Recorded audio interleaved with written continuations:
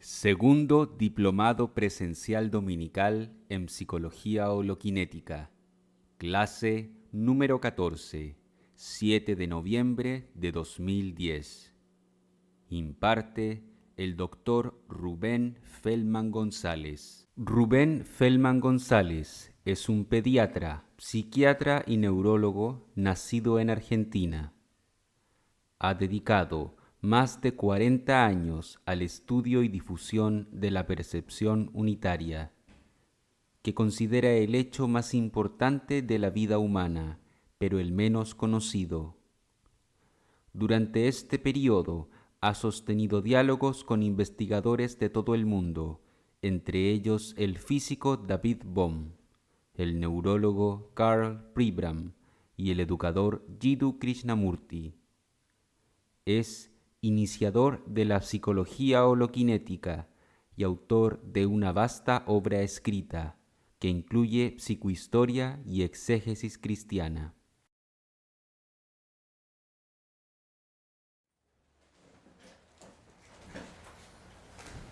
Buenos días, noviembre 7 de 2010, la última lección del segundo diplomado presencial dominical, que sin duda creo que ha sido bastante diferente al primero, porque muchas preguntas del primer diplomado se contestaron en este segundo y entonces hubo en este diplomado menos preguntas de los alumnos. Y creo que ha sido un muy buen diplomado. Y como siempre recordamos que la humanidad ha trabajado con medio cerebro por casi 1 millón de años y los resultados están a la vista, con la guerra que se ha vuelto permanente y con la miseria que se ha vuelto creciente en todo el planeta. Y ahora con la percepción unitaria tenemos la esperanza de la solución de por lo menos esos dos inmensos problemas de la humanidad, que han llegado a un punto extremo. Hoy vamos a ver un poco del Tao Te Ching, que está considerado como libro sagrado del taoísmo, que, como ha pasado con todas las religiones, se ha corrompido mucho y ha perdido aquello que posiblemente tuviera en su origen con Lao Tse. Pero quiero puntualizar algunas cosas del Tao Te Ching antes de comenzar el diálogo. Y para comenzar el diálogo, en primer lugar, que el ideograma chino de Tao es, no sé si se podrá ver el ideograma, ¿no? ¿Salió? Es en realidad como, digamos que es como un pie, ¿no? Que es como una L, y dentro hay como un cuadrado, que quiere decir el ideograma de pie y el ideograma de cabeza, como si estuviera dentro del pie, ¿no? Que puede ser interpretado como algo que ocurre de pies a cabeza, ¿no? Que es la completa encarnación. Y entonces, cuando decimos Tao, nos estamos refiriendo a la completa encarnación del ser humano, ¿no? Que es posiblemente el hecho más sagrado, ¿no? Tomar por completo el templo, que es el cuerpo, de manera consciente, ¿no? Y otra cosa curiosa es que, ¿se acuerdan ustedes del Evangelio de Juan, el primer versículo? ¿Te acuerdas del primer versículo? En el principio era el Logos. En el principio era el Logos, ¿no? Y fíjense cómo se ha traducido al chino, ¿no? En la Biblia en chino, el primer versículo del Evangelio de Juan, que es el cuarto evangelio en el Nuevo Testamento cristiano, se traduce así: en el principio era el Tao. Interesantísimo, ¿no? Sí. Que es la completa encarnación, que es el camino de la comprensión, que está en nosotros, de pies a cabeza, ¿no? Como lo dice el ideograma, ¿no? Que es el espíritu, ¿no? Y es la totalidad del ser humano, ¿no? El Tao. Y también hay un símbolo que representa el Tao es un círculo con una parte blanca y otra negra, muy conocido, que implica la unidad de los opuestos, de que lo escondido está en lo manifiesto. La palabra escondido está en lo manifiesto, y la palabra escondido tiene su representación en griego sacrito, de donde viene sacro, escondido, de donde viene secreto, y por supuesto de donde viene sagrado.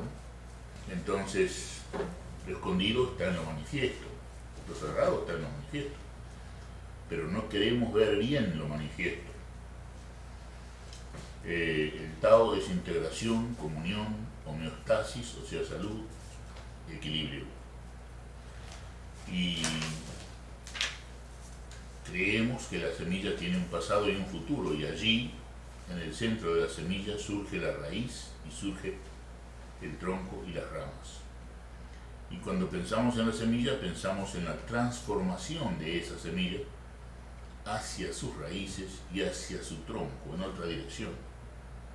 Pero nunca pensamos en el centro de la semilla, allí donde está toda la energía de la semilla, allí donde el tiempo y el espacio no tienen importancia, allí donde no hay ni raíces ni dirección. Y existe un lugar así en el interior de nuestro ser. Existe un lugar así, no importa dónde, donde no existe raíz ni dirección. Y es que nos interesa estar en ese lugar nuestro, que es como el centro de la semilla, que es pura energía, que los chinos llamaban chi, y que está en el centro del símbolo, del Tao, donde está concentrado el pasado y el futuro fuera del tiempo, donde está concentrada la raíz y la dirección, pero sin embargo, donde no existe raíz ni dirección. Es que nos interesa ese lugar que está en el templo del cuerpo, porque ese es el lugar, quizá el único lugar, donde vale la pena estar. Hace unos 2500 años existió en China un señor a quien le decían el niño viejo, y a quien otros le llamaban el viejo niño, porque tenía mucha sabiduría y sin embargo se reía de todo, estaba siempre contento y era sumamente inocente. Se llamaba Lao Tse. Algunos le llamaban, de acuerdo a las provincias chinas, Lao Tzu. Creo que hay 66 idiomas en China. Y ese señor dijo así, bueno, en el párrafo 1 comienza el Tao Te Ching diciendo: el significado que puede ser explicado no es el significado implicado de la eternidad. El nombre que puede ser nombrado no es el nombre de la eternidad. Aquello que no puede ser nombrado es el comienzo del cielo y de la tierra, es lo que está más allá de todo lo que conocemos. Y aquello que puede ser nombrado es la madre de 10.000 cosas. Cuando uno está sin deseos, uno puede ver el misterio. Cuando uno está deseoso, uno puede ver las manifestaciones. Ambos surgen de la misma fuente, pero difieren en su nombre. Y esto parece muy oscuro, como si fuera la oscuridad en la oscuridad, pero es la puerta para comprender todos los misterios. Ese es el primer párrafo de 81. Y voy a mencionar algunos otros párrafos para que vean la naturaleza del libro.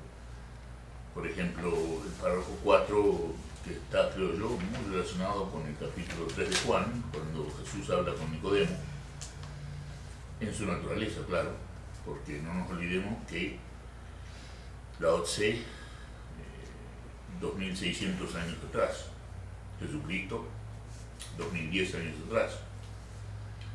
Entonces, en el párrafo 4 dice Lao Tse, no nos olvidemos que la palabra escondido quiere decir sagrado, ¿no? El significado está en el vacío de una vasija.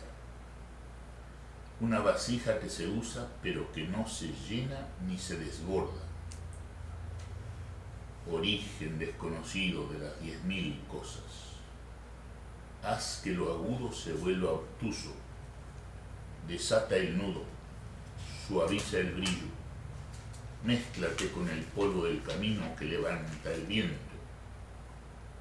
No sé de dónde vienes, pero eres todo aquello que precede a los que deciden moverse con el viento del camino. Y lo veo muy parecido al capítulo 3 del Evangelio de Juan, diálogo de Jesucristo con Nicodemo. El que nace de arriba, no de la vagina, es como el viento que escuchas entre las hojas de los árboles, que no sabe de dónde viene ni a dónde va. Y otros interesantes párrafos, voy a leer nada más que unos poquitos. 38, que es muy lindo, y dice: lo bueno no sabe que es bueno, y entonces es bueno. Lo bueno es energía y no actividad. La actividad disipa la energía. La actividad no es energía. La energía no hace nada, pero no deja nada sin hacer. La energía es sin palabra y sin motivo. La actividad viene de la palabra y el motivo. El tonto está siempre en actividad y hablando, y mucha energía se pierde así. La actividad se levanta las mangas de la camisa, intentando imponer el orden cuando no tiene respuesta. Cuando se pierde el Tao solo queda la energía. Cuando se pierde la energía queda la bondad. Cuando se pierde la bondad queda la justicia. Cuando se pierde la justicia queda el rito convencional y conveniente. El rito convencional es, como vemos, la sombra de la justicia y la bondad. Es el comienzo del caos y la confusión. El rito conveniente y la conveniencia ritual son la flor superficial y no el fruto real del Tao. Pero el hombre realmente estudioso se atiene a lo sólido y real y no a lo superficial. Recoge el fruto verdadero y no la flor espectacular.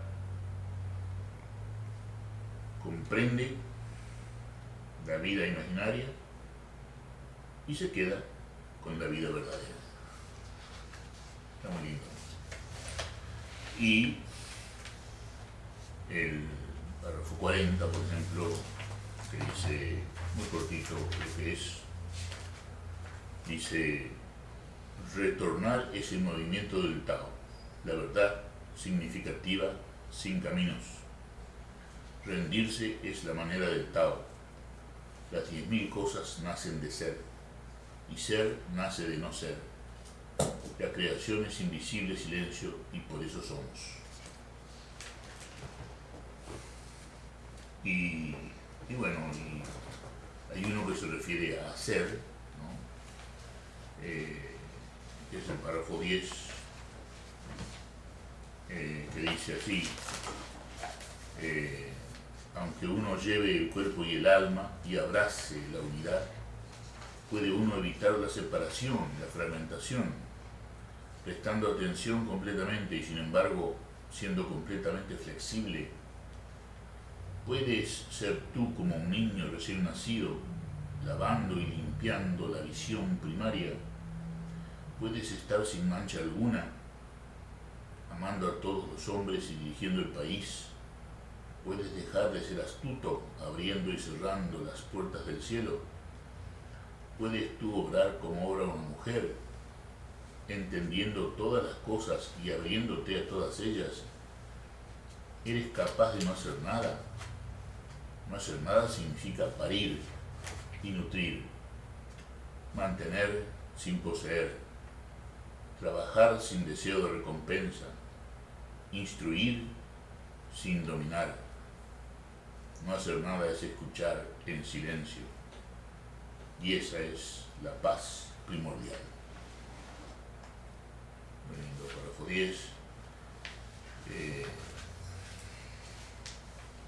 y con respecto a la guía guía o a ser guiado, un pequeño párrafo creo que es, que dice: el exceso de color enceguece, el exceso de sonido ensordece, el exceso de sabor hace que el gusto se vuelva obtuso. Correr carreras y cazar enloquecen la mente tal como el apuro y la ambición. Y las cosas de lujo nos hacen perder el significado de la vida misma. Por lo tanto, el sabio es guiado por aquello que siente y no solo por aquello que ve mientras siente. Tiene lo suyo. Y sobre el infortunio y sobre mirar bien, son dos párrafos diferentes, con lo cual voy a terminar la introducción para empezar el diálogo. El párrafo 13 es sobre el infortunio y dice: acepta la desgracia voluntariamente, acepta el infortunio como la condición humana. ¿Pero qué significa aceptar la desgracia voluntariamente? Significa aceptar ser no importante, que no te preocupe ni la ganancia ni la pérdida. Y eso se llama aceptar la desgracia voluntariamente. ¿Pero qué significa aceptar el infortunio como la condición humana? El infortunio viene porque tenemos un cuerpo, y sin un cuerpo, ¿cómo puede existir el infortunio? Ríndete humildemente y entonces se te podrá tener confianza, para que cuides de todas las cosas. Ama al mundo como a ti mismo, y entonces podrás verdaderamente cuidar de todas las cosas, ¿no? Y 15 habla de mirar bien, con lo cual vamos a terminar la introducción. Dice el párrafo 15: los antiguos maestros, llamados Shōgen, eran sutiles, misteriosos, profundos, responsables. La profundidad de su conocimiento es insondable, y porque es insondable, todo lo que podemos hacer es describir su apariencia. Alertas como hombres cruzando un torrente en el invierno, atentos como hombres que se dan cuenta del peligro, corteses como huéspedes visitantes, rendidos como el hielo listo para fundirse, simples como bloques de madera no tallada, huecos como cuevas, opacos como profundos lagos borrosos. Pero ¿quién puede esperar tranquilamente mientras el barro se precipita hasta que el agua del lago se aclare? ¿Quién puede quedarse quieto hasta el momento de la acción?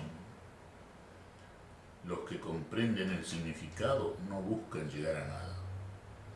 Y como no buscan llegar a nada, no son arrastrados por el deseo de cambiar.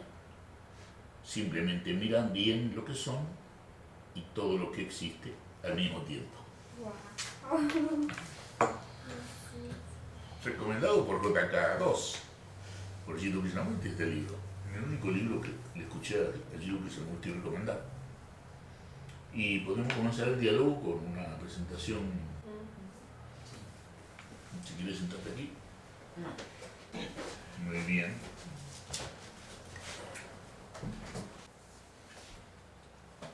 Comentario del Tao Te Ching. Este comentario lo he escrito después de leer y dialogar esta semana. Como todo lo que se ve desde la percepción unitaria, con la traducción de RFG, el Tao Te Ching revela su significado por completo y hace que este libro sea realmente el libro de la vida. El significado es amplio en su pureza y por lo tanto en unos pocos párrafos se puede resumir una enseñanza. Dicen que Lao Tse, antes del destierro, por renunciar a servir a la corte, escribió este libro a petición del guardián de una muralla, pero poco se sabe, todos especulan sobre su vida y, como él dice, pocos comprenderán lo importante. Lamentablemente, la obra de Lao Tse parece haberse convertido en una fuente de citas lapidarias.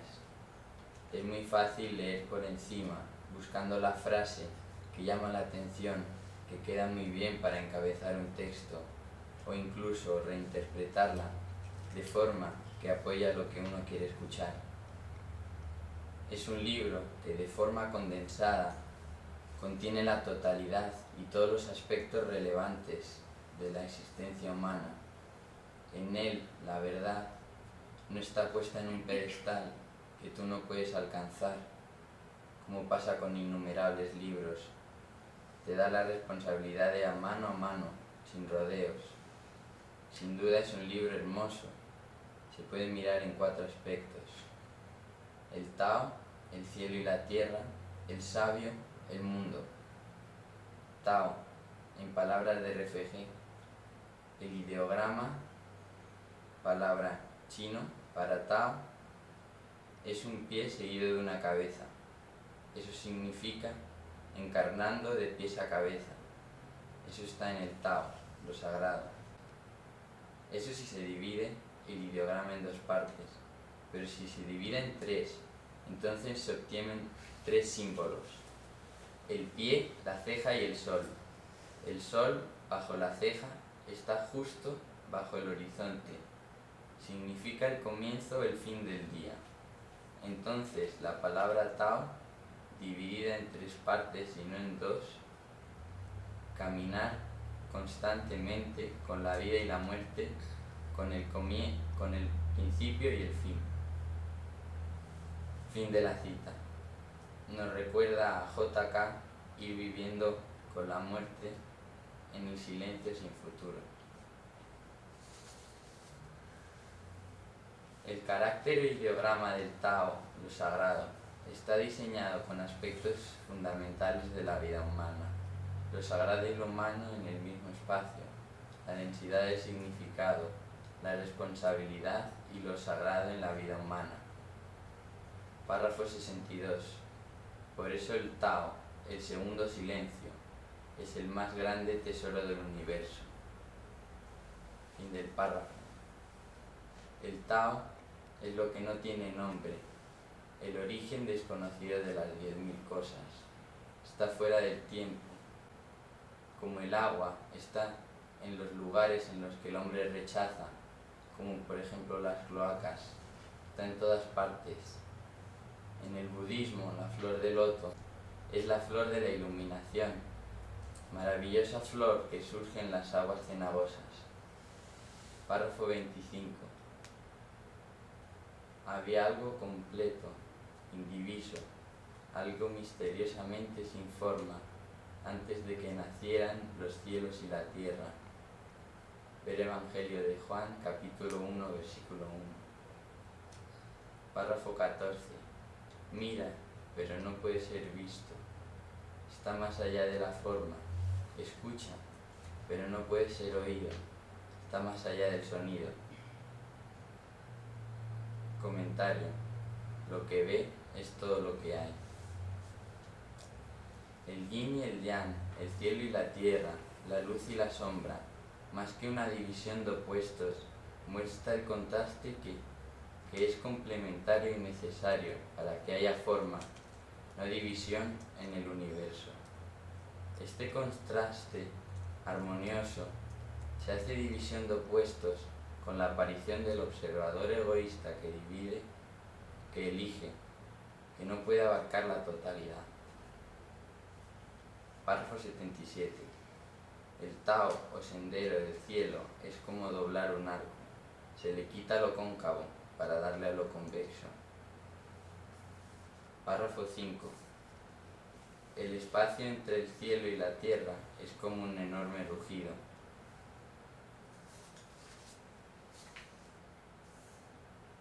¿Ves? Física cuántica. Párrafo 2. Por lo tanto, tener y no tener surgen juntos. Lo difícil y lo fácil se complementan. Lo largo y lo corto se entrelazan. Lo alto y lo bajo se apoyan mutuamente.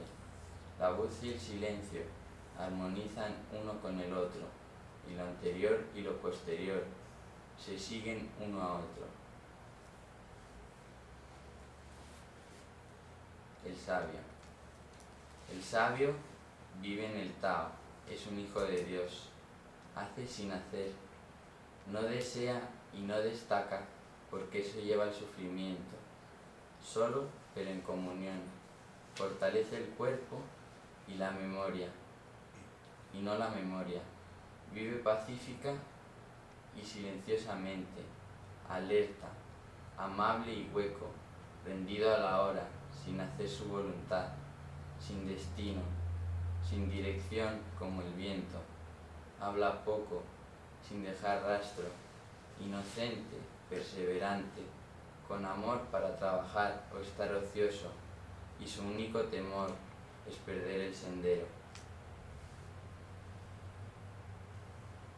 Párrafo 4. Oh, profundidad escondida, pero siempre presente.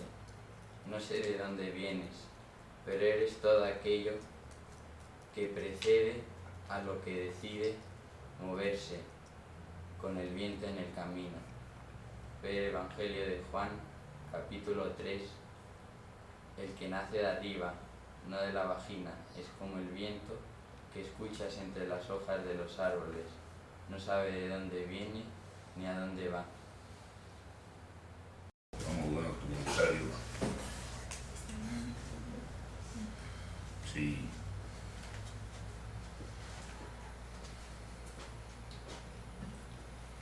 No sé si hay más comentarios o preguntas sobre Tao.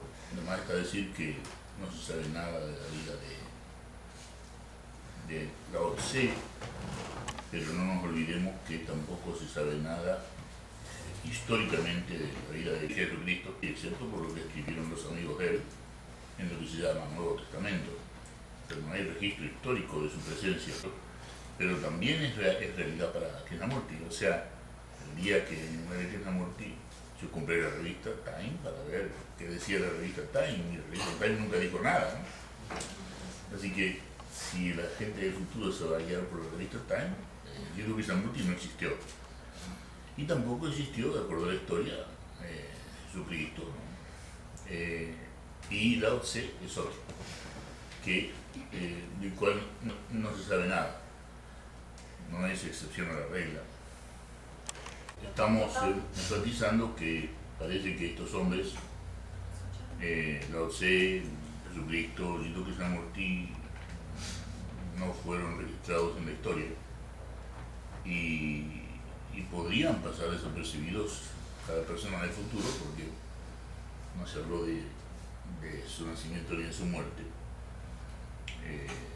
lo cual a mí me sorprendió mucho en el caso de Jiddu Krishnamurti, contemporáneo nuestro, y me sigue sorprendiendo que no se haya dicho nunca nada de Jesucristo en la historia, dejando de lado la historia sagrada que es el Nuevo Testamento, y que no se haya dicho nada de Lao Tse, aunque Lao Tse puede ser porque vivió una vida sumamente aislada, como un campesino, posiblemente haciendo las tareas cotidianas de juntar huevos y limpiar el establo y ordeñar vacas, ese tipo de vida supongo yo que haría Lao Tse. Y esos hombres no entran en la historia registrada. No sé si tienen algún comentario.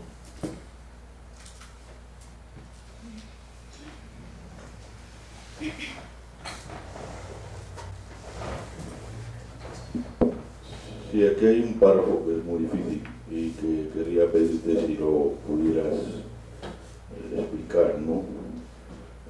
El párrafo 42.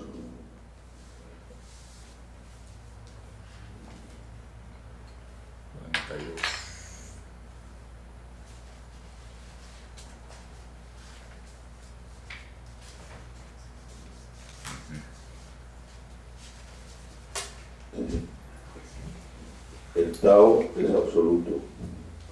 Lo absoluto, por ser absuelto de condición, es uno.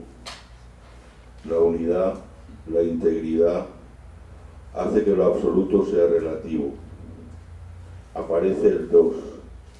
La integridad, lo uno, y lo absoluto, lo absuelto. Al comparar la integridad y lo absoluto aparece el tres. El tres es la Trinidad, unidad de tres. y produce las 10.000 cosas. Las 10.000 cosas pueden ir de lo absoluto yin, no, de la oscuridad yin, hacia la luz yang, y son armonizadas por el soplo divino chi.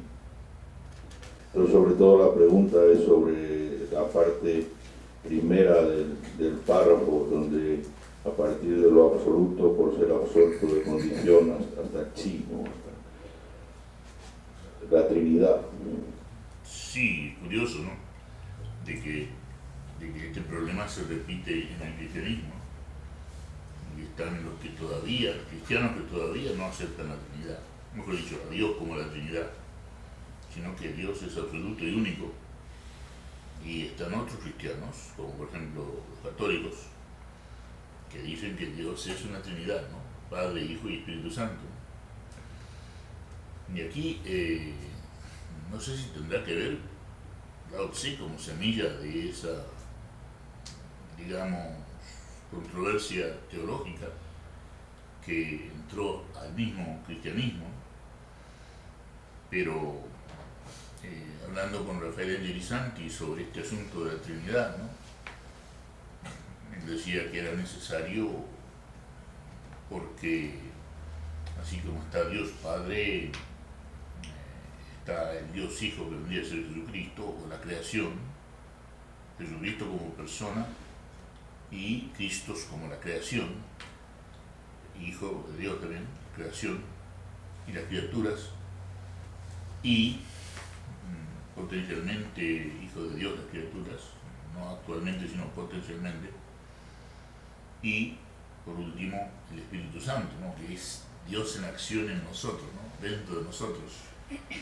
Y es un concepto que un sacerdote católico como Rafael Angelisanti sostenía como necesario. Parece que Lao Tse también, ¿no? Y no sé si ustedes tendrán más que decir sobre esto, ¿no? Es un tema que ha producido, no sé si la guerra de los 30 años se debió a esto, pero la excusa que se dio para la guerra, siempre hay una excusa para una guerra y siempre hay una excusa para inventar un enemigo, pero una de las excusas de la guerra de los 30 años fue la Trinidad, ¿no? Trinidad. Entonces, no sé si ustedes tienen comentarios sobre esto de la Trinidad.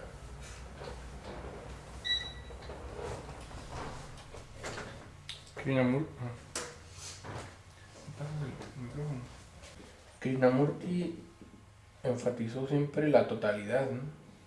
¿Será una Trinidad como una manera teológica de explicar a Dios? O sea, porque Sí. él dijo, váyanse la totalidad, ¿no? Es lo importante. Claro.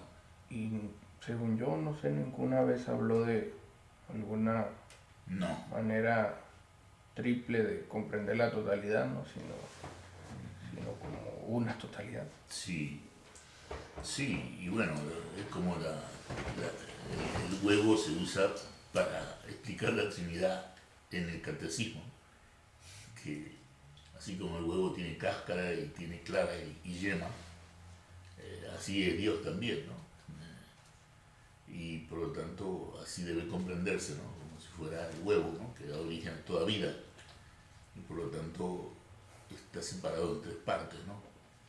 De una manera en que así se me explicó la Trinidad a mí cuando tenía 7 años y nunca me olvidé. Pero como todo, ¿no? Puede ser, el pensamiento se las arregla para hacer sus triquiñuelas, ¿no? Incluyendo la separación o fragmentación de la unidad. Lao Tse a cada rato está hablando del origen de las 10.000 cosas, que es explícito, y de algo que es el Tao, ¿no? Que está escondido, ¿no? Escondido ya dije que es sinónimo de sagrado, y que por lo tanto el Tao está escondido, pero hay algo que no está escondido, que es el origen de las 10.000 cosas, ¿no? Que vendría a ser lo explícito de Bohm, ¿no? Donde está la multiplicidad de la energía. Pero en el orden implícito la energía es una, ¿no? Así que incluso en ciencia se ha metido este asunto de la unidad y la multiplicidad, ¿no? De que en el orden implícito la energía es una, pero se explicita como gravitación, y energía electromagnética, y sonido, y bueno, y energía nuclear y todas las energías que se estudian, ¿no? En física, ¿no? Pero todavía no se estudia la energía única del orden implícito de David Bohm, ¿no? Porque David Bohm está como, digamos, suspendido, ¿no? Suspendido en la historia de la ciencia, como ya ha ocurrido con Copérnico, que estuvo suspendido mucho tiempo, mientras se seguía enseñando Ptolomeo. Y es otro ejemplo, ¿no? de que aquel que habla de la unidad es más bien relegado, ¿no? Relegado. Y se exalta la Trinidad, ¿no? Una de las cosas que Giordano Bruno presentó para que se uniera el cristianismo era primero que tenía que desaparecer el Papa para que todos estuvieran, todas las ramas del cristianismo, ¿no? Ortodoxos, protestantes, evangélicos, católicos, etc., se juntaban. Entonces tenía que desaparecer el Papa, porque el Papa era de los católicos. Y por lo tanto, el Papa se negó, por supuesto. Y lo quemó a Giordano Bruno, ¿no? Que era un sacerdote dominicano, tengo entendido, y quería que se uniera todo el cristianismo, Giordano Bruno. Le costó la vida. Y una de las cosas que decía era que posiblemente había que revisar la Trinidad, y había que revisar el papado, y había que revisar un montón de cosas. Y entonces así le fue, ¿no? Le fue muy mal. Todo este asunto de la unidad y la multiplicidad parece tan complicado, ¿no? Y parece traer tantas consecuencias, ¿no? A Bohm le cuesta el ostracismo académico, ¿no? Que todavía sufre a pesar de lo impecable de su teoría hologenética desde el punto de vista matemático. Y bueno, Lao Tse ya hemos dicho que nunca estuvo en la historia, que muy poca gente lo conoce, digamos, en el sentido de haber leído este pequeño libro que se dice alguien le obligó a escribir. Yo escuché que fue un rey que le pidió que escribiera, dijo que fue un guardia de una muralla, pero no fue escrito, digamos, motu propio, o sea, por motivo propio, sino que fue a pedido de alguien que lo escribió, ¿no? Y se dice que escribió 80 párrafos y que el 81 fue agregado porque no estaba muy contento el que le pidió que lo escribiera. Entonces el párrafo 81 parece que fuera cierto, porque el párrafo 81 dice: las palabras verdaderas no son siempre bellas, y las palabras bellas no son siempre verdaderas. El bueno no pelea, y el que pelea no es bueno. El sabio no siempre está informado, el informado no siempre es sabio. El sabio no intenta acumular riqueza, se ve que era rico el que le pidió. Cuanto más hace por lo demás, más adquiere. Cuanto más da, más grande es la abundancia. Estaría pidiendo una retribución por el libro. Cuanto más da, más grande es su abundancia. El Tao del cielo tiene puntas, pero no daña. Alienta sin dañar. El Tao del sabio es trabajar sin esfuerzo ni rivalidades. Parece que eran 80 y este 81 fue agregado porque digo, no, tienes que seguir escribiendo, ¿no? Y escribió esto nomás. Es otra leyenda que, asociada al Tao. Es interesantísimo, ¿no? Una última lección. Como una última lección, ¿no? Que resulta cómico si se presenta de esta manera, de que fue agregado por obligación. Lo que en el texto dice: hay 10.000 cosas pueden ir de la oscuridad, yin, hacia la luz, yang, y son armonizadas por el soplo divino, chi. O sea, creo que Lao Tse, y a lo mejor no es de Lao Tse, porque eso desde luego está en el budismo y en todo Oriente, ¿no? Que para la existencia de las 10.000 cosas del orden explícito, no abandonan el vacío original, y el vacío tiene el sentido el vacío que la ciencia define como que un centímetro cuadrado de vacío tiene más energía que toda la materia del universo, o el vacío que la física cuántica ha demostrado que es la materia, ¿no? O sea, que no.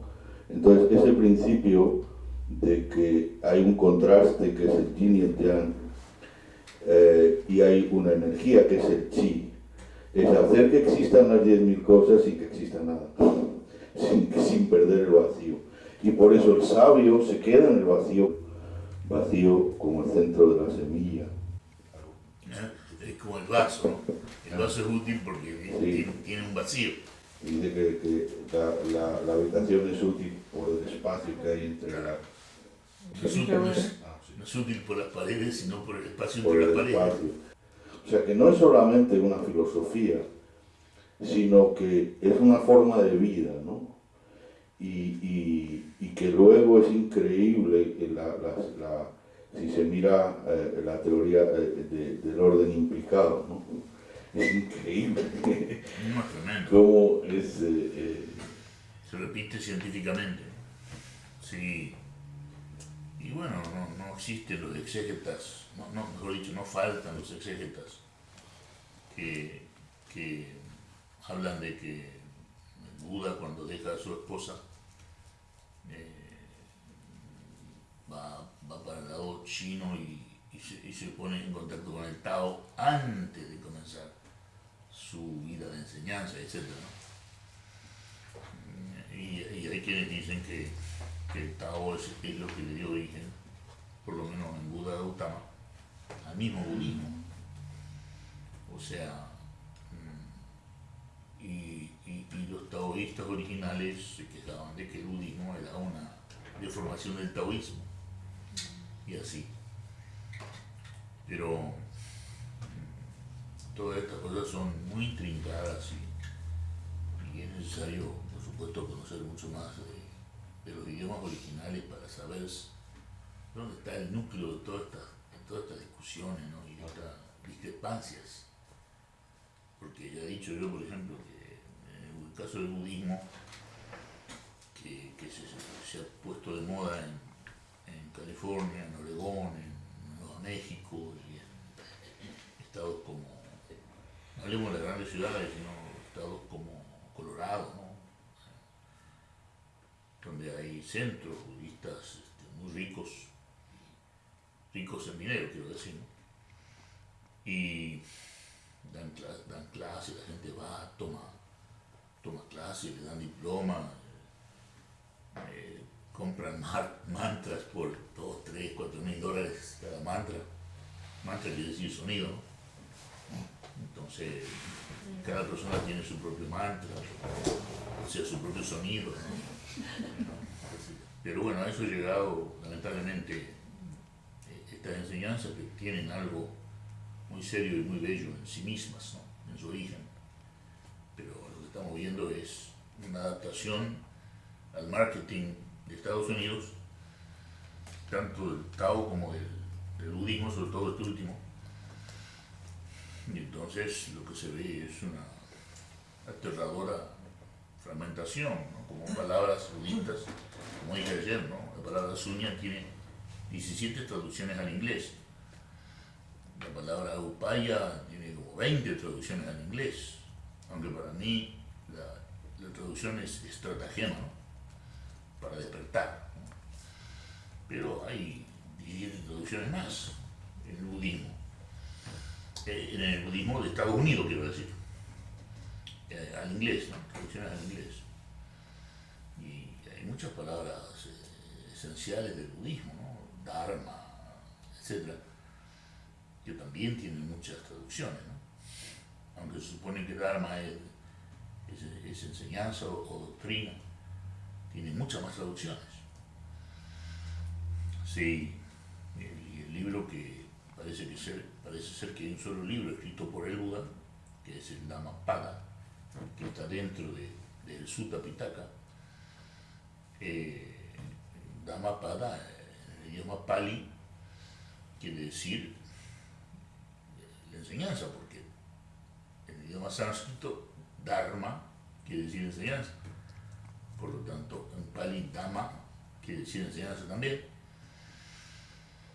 Y entonces se le atribuye a Buda ese único libro, ¿no? Cortito. Es un libro interesantísimo. A mí me sorprende cómo el Buda pensaba en aquel que muere y que no va al nirvana, al paraíso, ¿no? Sino que queda flotando como fantasma y anda buscando un vientre para renacer en la tierra, ¿no? O reencarnar. Y entonces se refiere al vientre, ¿no? Que va a encontrar, y da la insinuación de que encontrar un buen vientre no es algo muy fácil, ¿no? Y posiblemente sea menos fácil cada día, ¿no? Encontrar un buen vientre para reencarnar. Y después, claro, comenzaría una nueva vida en un mundo todavía más degenerado que el anterior. Y entonces la reencarnación se ve como infierno, ¿no? Para un buen budista, la reencarnación es el infierno, ¿no? Sí, es el gran castigo. Pero bueno, por no haberse liberado, ¿no? de los skandhas. Hay otra palabra esencial del budismo, los skandhas, ¿no? Que nosotros estamos constituidos por diversos elementos o skandhas.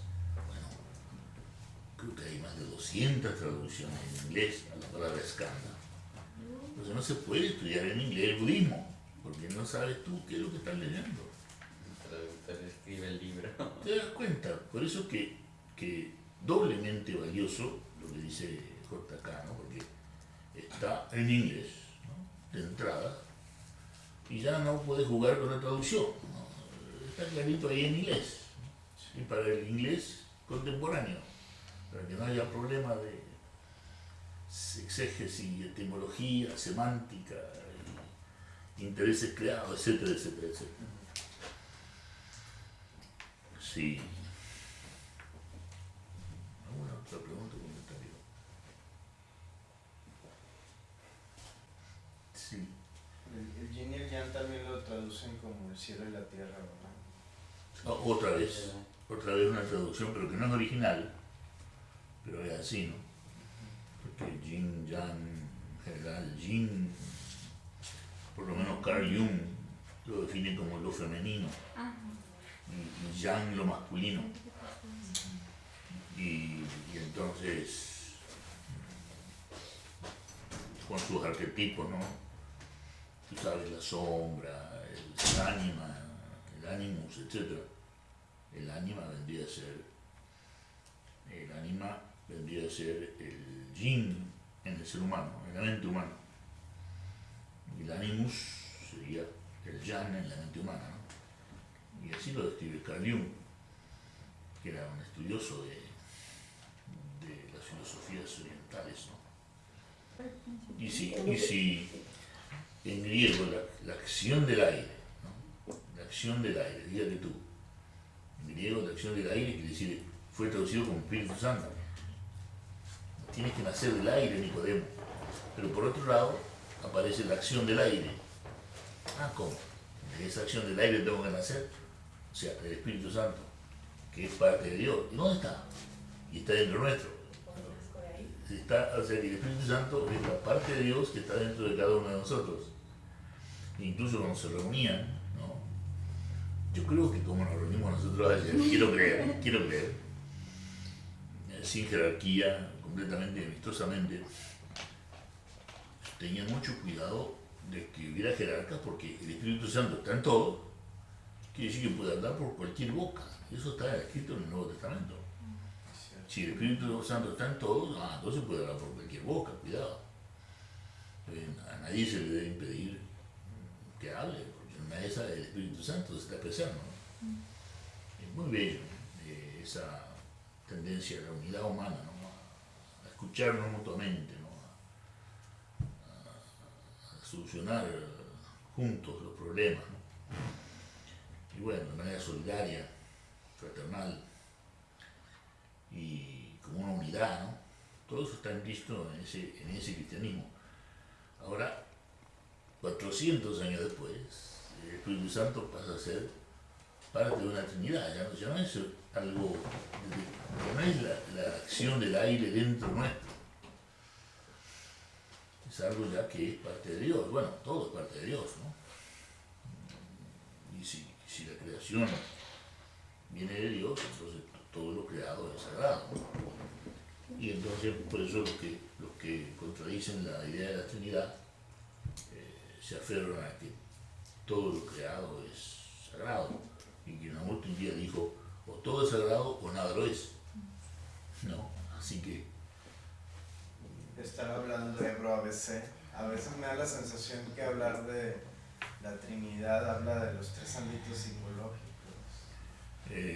No sé si estoy errado, pero tengo esa sensación.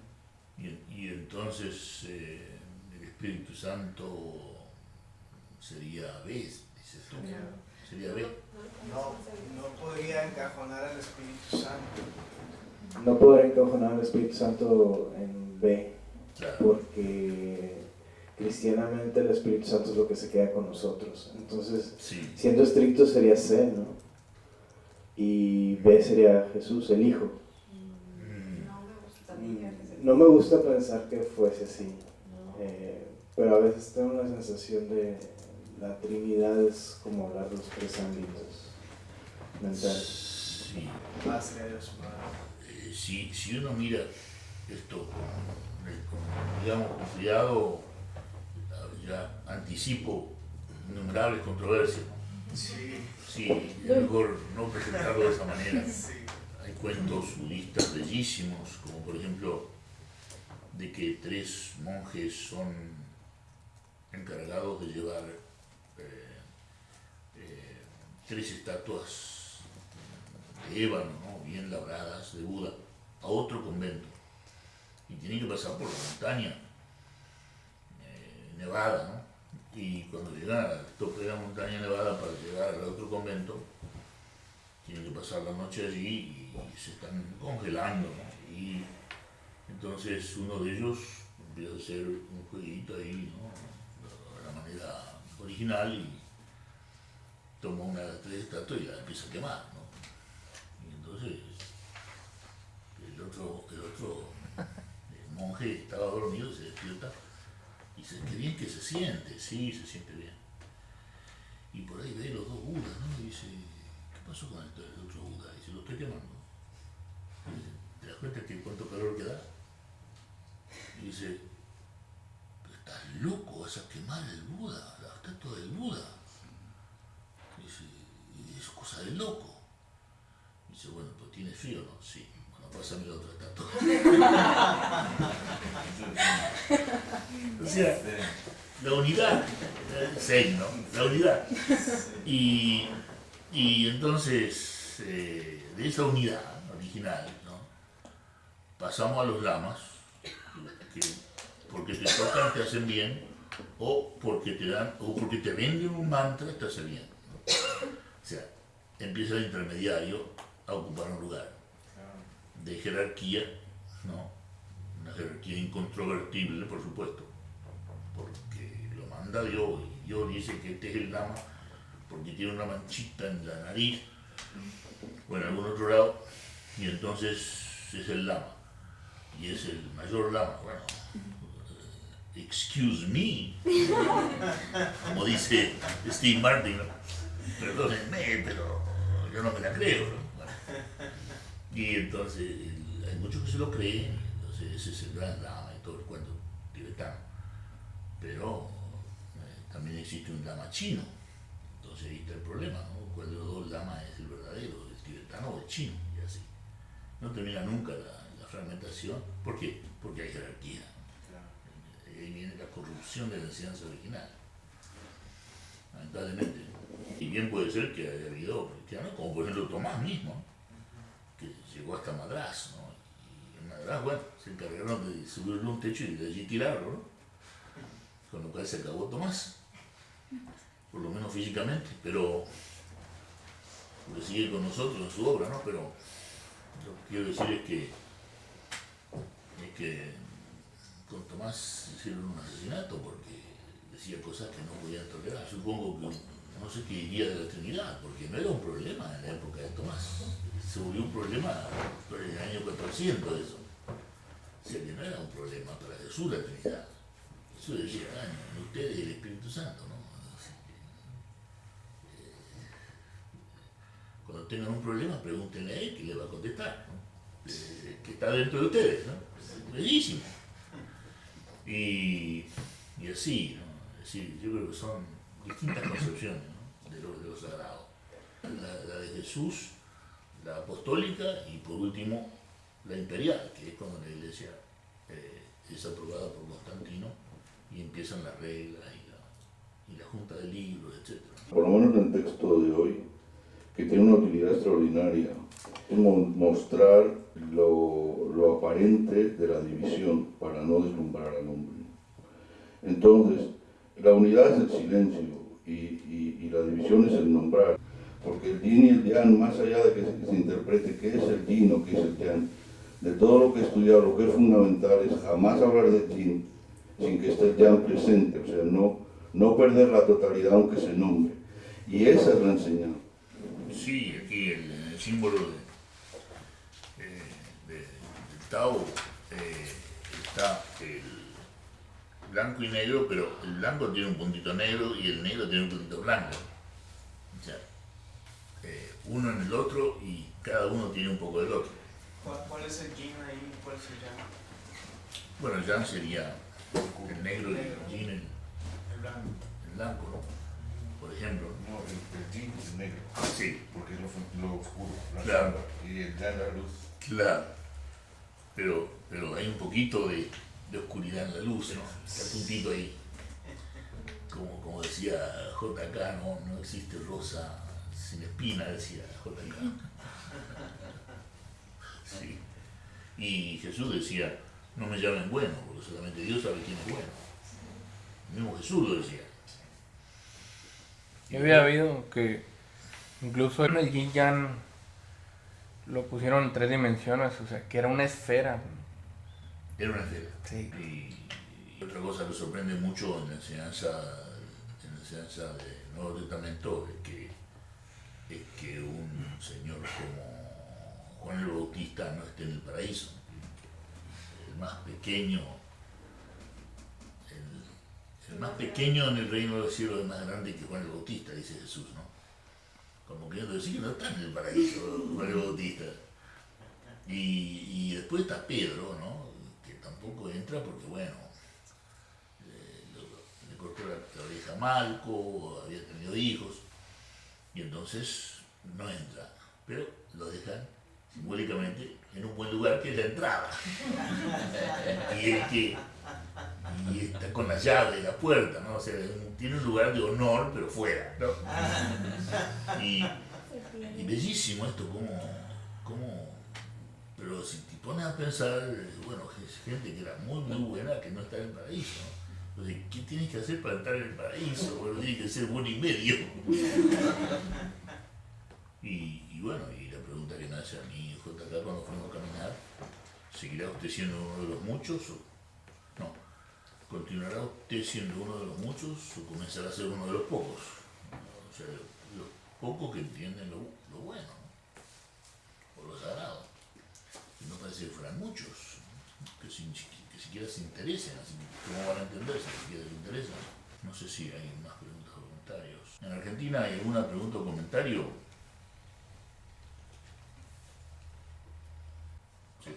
No, Rubén. ¿Nada? Bueno. Entonces, podríamos pasar a la próxima parte de la última clase, que es la inversión de roles, que es muy divertido. Siempre nos reímos a costa de una víctima, que es el voluntario que va a enseñar la percepción unitaria. pero que es muy importante, ¿no? Como ejercicio para aprender muchísimo, incluso de la psicoterapia holokinética, ¿no? De la naturaleza de la psicoterapia holokinética. Ese es el sentido que tiene este ejercicio de inversión de roles. Y yo pensaba en Yolanda, si quieres enseñar la percepción unitaria y que yo te la haga lo más difícil posible, ¿no? Para que haya un buen diálogo al final y una buena crítica. ¿Qué te parece? Tienes que venirte para acá. Que tú eres terapeuta y que yo vengo como paciente, ¿no? A terapia, ¿no? Entonces...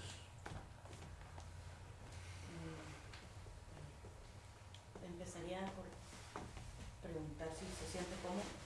¿Cómo está? Sí, gracias.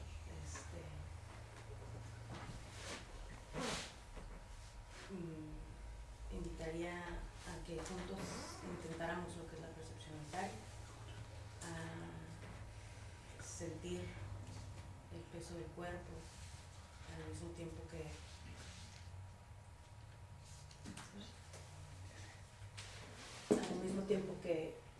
que vamos escuchando el sonido y vamos percibiendo todo lo perceptible al mismo tiempo.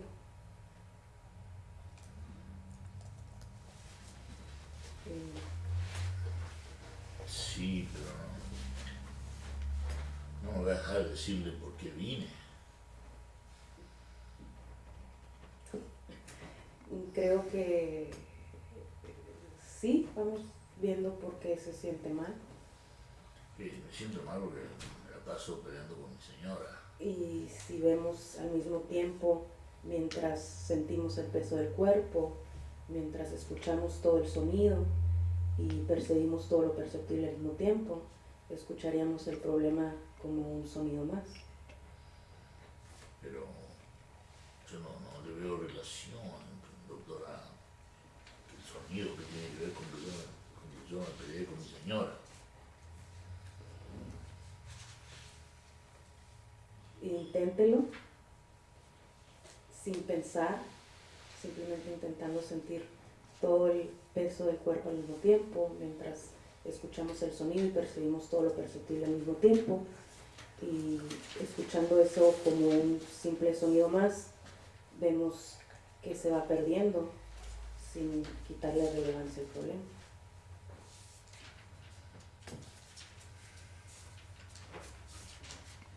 ¿Que se va perdiendo qué, doctora? El sentimiento de angustia y miedo que trae por causa del problema con su esposa.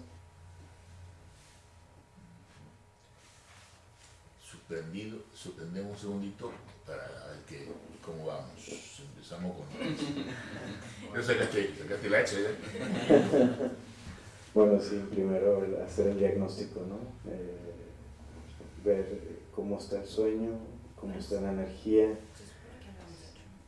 Si no hay sueño, buen sueño y no hay buena energía, no puede haber intento de percepción unitaria, porque no lo va a entender el paciente.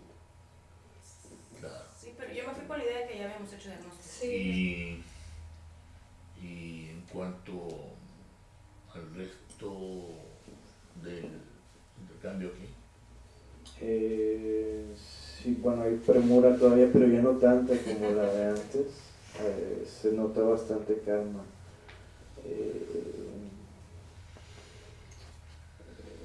Hablar de la totalidad, hay que explicarle al paciente desde el principio qué es la percepción unitaria. Si no hay esa definición primero de qué es la percepción unitaria. ¿Tú crees que faltó? Faltó la definición de la percepción unitaria al principio, para que... Pero entonces, diagnóstico, premura y la definición de la percepción unitaria. Y la definición de la percepción unitaria. No sé si alguien más quiere hacer un comentario. Bueno. Por la manera en que la miras. Estás preparado a darle con todo.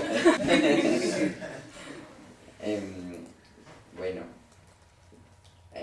Esto es inversión de roles. Entonces,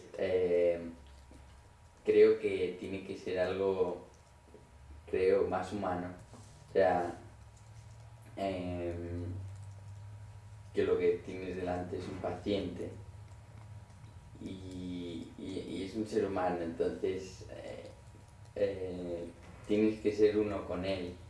Entonces, si él viene con un problema, primero tienes que escucharle y ver ese problema. Si no hay ningún problema, entonces pues se puede dar la definición, tú intentándola desde el principio.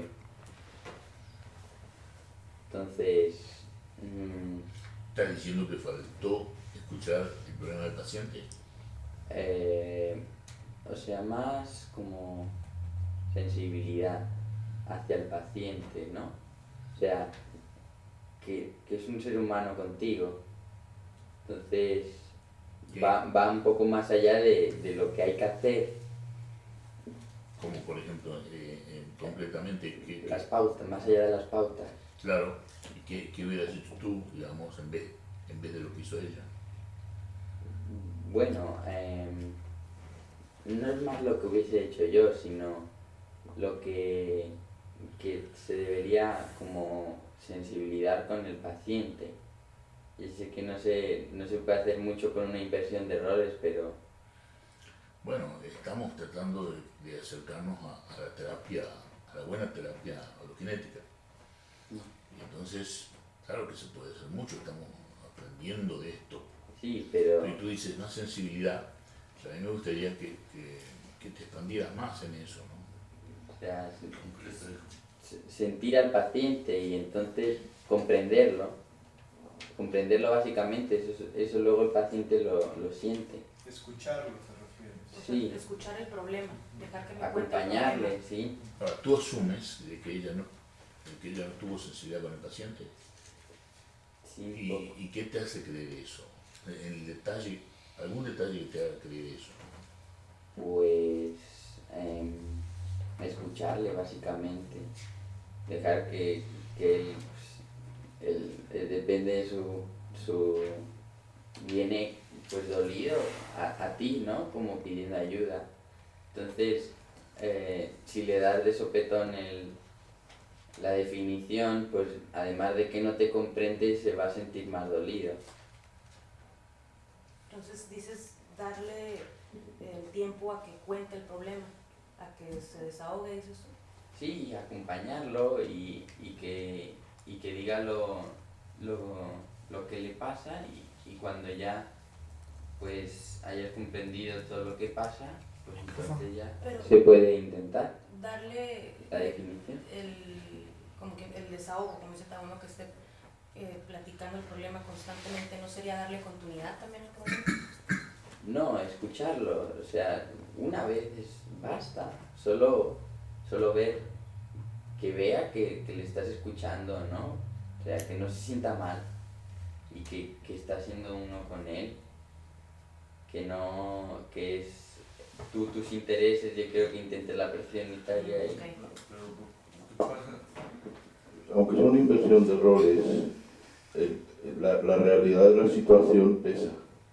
Y es que hacer la conexión de alguien que te insiste que lo que pasa es que se ha peleado con su mujer, para uno ver ahí que intentando la percepción unitaria esa persona va a resolver ese problema, hacer esa conexión que está ahora escrita.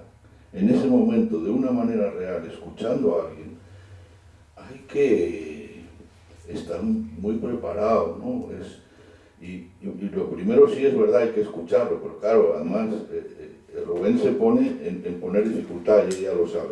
Pero aunque no fuera de poner dificultad, ¿cómo haces la conexión entre una persona que no sale de que viene ahí porque se ha peleado con su mujer y escuchar todo el sonido? Y tomé un paciente real que más que hacerte la vida difícil es que se sienten como decepcionados de que hables de sonido cuando ellos vienen con la mujer, ¿no? Yo vengo con mi mujer y tú me hablas del sonido y eso es un choque que lo encuentras en terapia a cada paso. Por eso también fue muy buena esa pregunta, ¿no? De qué tiene que ver el Claro. sonido con que yo me peleé con mi mujer. Y claro, y eso es lo que me dijo a mi paciente, por eso lo traje. ¿Y qué se contesta? Pero entonces, antes de ver, digamos, lo que hay que hacer, me gustaría que ustedes vieran, que nos dijeran qué faltó. La premura, definición, dar más contacto con el paciente, más sensibilidad. Blanca, ¿tienes algo? Javier,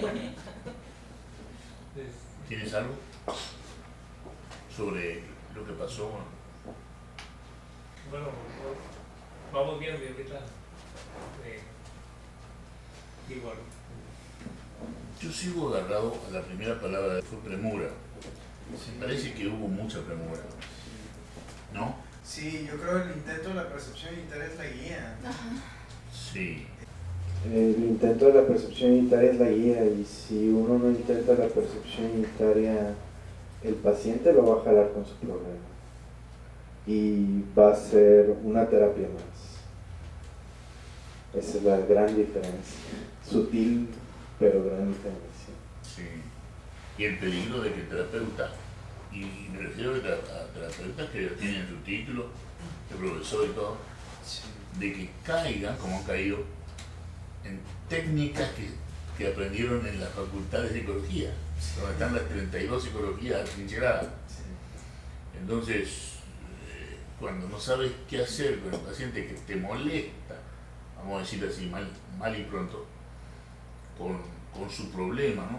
Y no sabes cómo darlo, vuelves a lo conocido, que son las técnicas que aprendiste, si no es de Gestalt, de psicoanálisis o de algunas cosas menores, ¿no? Conductismo, etcétera, ¿no? Conductismo.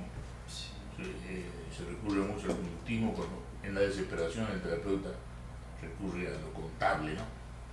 Ya entramos al terreno de la contabilidad. Sí. ¿Tú quieres decir algo, Karina, de lo que pasó? Y Rubén, es una pregunta, ¿no estaría mejor, así como viene el pensamiento, escucharlo como un sonido más? Para que, no sé. Pero si fue lo que le dije, ¿no? Sí, fue lo que dijo. Si Sí, piensa en su señora o en el problema, escúchelo como un sonido más, siéntalo como un sonido más, no me acuerdo cómo lo dijo, pero lo dijo. Lo que yo insisto es que me parece que fue un poco con premura, ¿no? Con demasiada premura con respecto a lo que tiene que ser la terapia, un lugar de relajación, un lugar de descanso, ¿no? silencio. Premura. Sí, es como la escuela, la palabra escuela, cole quiere decir descanso, no quiere decir que te tiren problema cada rato. Y la palabra terapia es un servicio de paz, ¿no? Y yo te vi con mucha premura, ¿no? Como ocurrió la primera vez, es cierto que menos, pero está todavía la premura. Entonces, bueno, pásale el micrófono.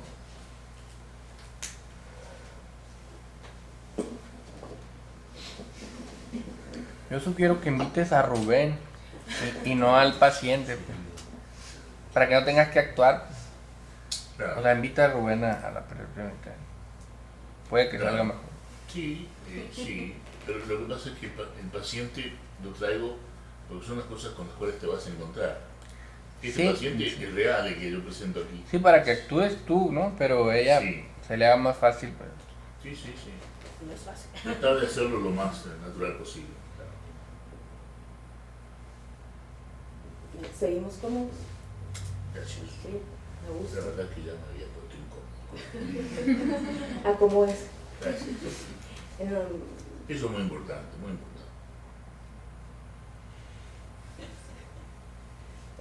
Seguimos con la invitación de juntos sentir el peso del cuerpo sobre la silla, escuchar todo el sonido al mismo tiempo que sentimos el peso del cuerpo sobre la silla y ver todo lo perceptible al mismo tiempo mientras sentimos el peso, escuchamos todo el sonido.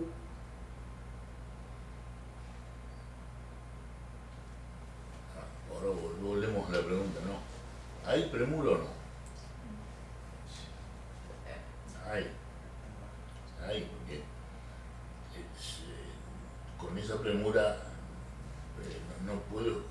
escuchar, porque ya me estás invitando a ver Y al mismo tiempo, ok. y todavía no estás segura si estoy escuchando.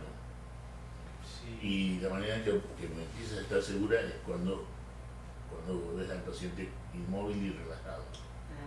Entonces, una vez que lo ves inmóvil y relajado, sigue la pista y agregas el otro sentido con mucha tranquilidad, sin premura formulada, ¿no?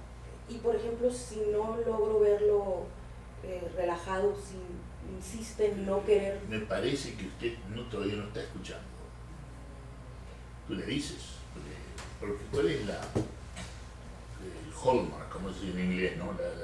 Garantía. La garantía, ¿no es cierto?, de que el paciente está haciendo lo que tú le dices, la paz, la quietud.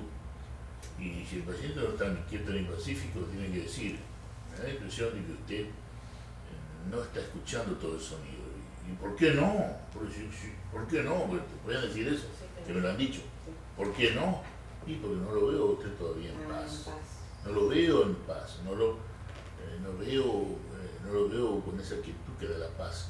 Tú le dices por qué. Sí. Entonces el paciente puede tomar una actitud formulada de quietud y paz, ¿no? Pero se sigue viendo tenso. Y estás viendo que está por explotar, ¿no? Entonces le dices, cuidado con la paz formulada, déjese en paz, como se llama Estérica, ¿no? Dejar que fluya, ¿no? La Déjese en paz. No formule la paz, no intente la paz, deje que venga. Y vas interactuando en base a lo que ves, a lo que dice el paciente, pero también a lo que ves. Seguimos. Okay. Cómodo, sintiendo el peso del cuerpo sobre la silla. Pero en ningún momento le pregunto, ¿lo siente? O sea, ¿se está sintiendo? Yo lo hago. Okay. Sí, yo lo hago. Sí. Yo quiero estar seguro de que él está haciendo lo que tiene que hacer. Estamos sintiendo el peso del cuerpo sobre la silla. Claro. ¿Se siente cómodo? Sí. Gracias. Ahora, al mismo tiempo que sentimos el peso del cuerpo sobre la silla, escuchamos todo el sonido. Pero puedo hacer una pregunta, doctora. Yo todavía no veo la relación de escuchar el sonido y sentir el peso y que yo me he peleado todos los días con mi señora. Inténtelo para salir de lo repetitivo del problema, para verlo sin darle tanta relevancia. Entonces, creo que me está arruinando la vida. Volvemos a lo mismo, intentar sentir el peso del cuerpo para ver y al mismo tiempo... Este fue un caso real, y así era el hombre. No veo la relación entre el sonido, ya el sonido, y que yo me peleé con mi señora. Intentar salir de lo repetitivo del problema y el ciclo del problema, de estar pensando constantemente en él. Probablemente si intentamos la percepción unitaria vamos a salir de ese ciclismo del problema, de la continuidad del problema. Entonces, si está usted cómodo, volvemos a intentar sentir el peso del cuerpo sobre la silla. Se siente cómodo. Ahora intentamos al mismo tiempo escuchar todo el sonido mientras seguimos sintiendo el peso del cuerpo sobre la silla. Se logra escuchar todo el sonido sin nombrar las cosas que estamos escuchando, y si llega el nombre simplemente lo escuchamos como un sonido más. ¿Qué nombre dice usted? De las cosas que escuchamos. No, que la gente te viene con cosas así. Sí.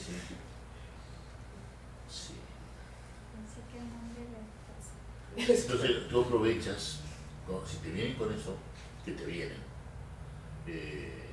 tú aprovechas para decir, escucha ese sonido en la calle, pero sin darle nombre.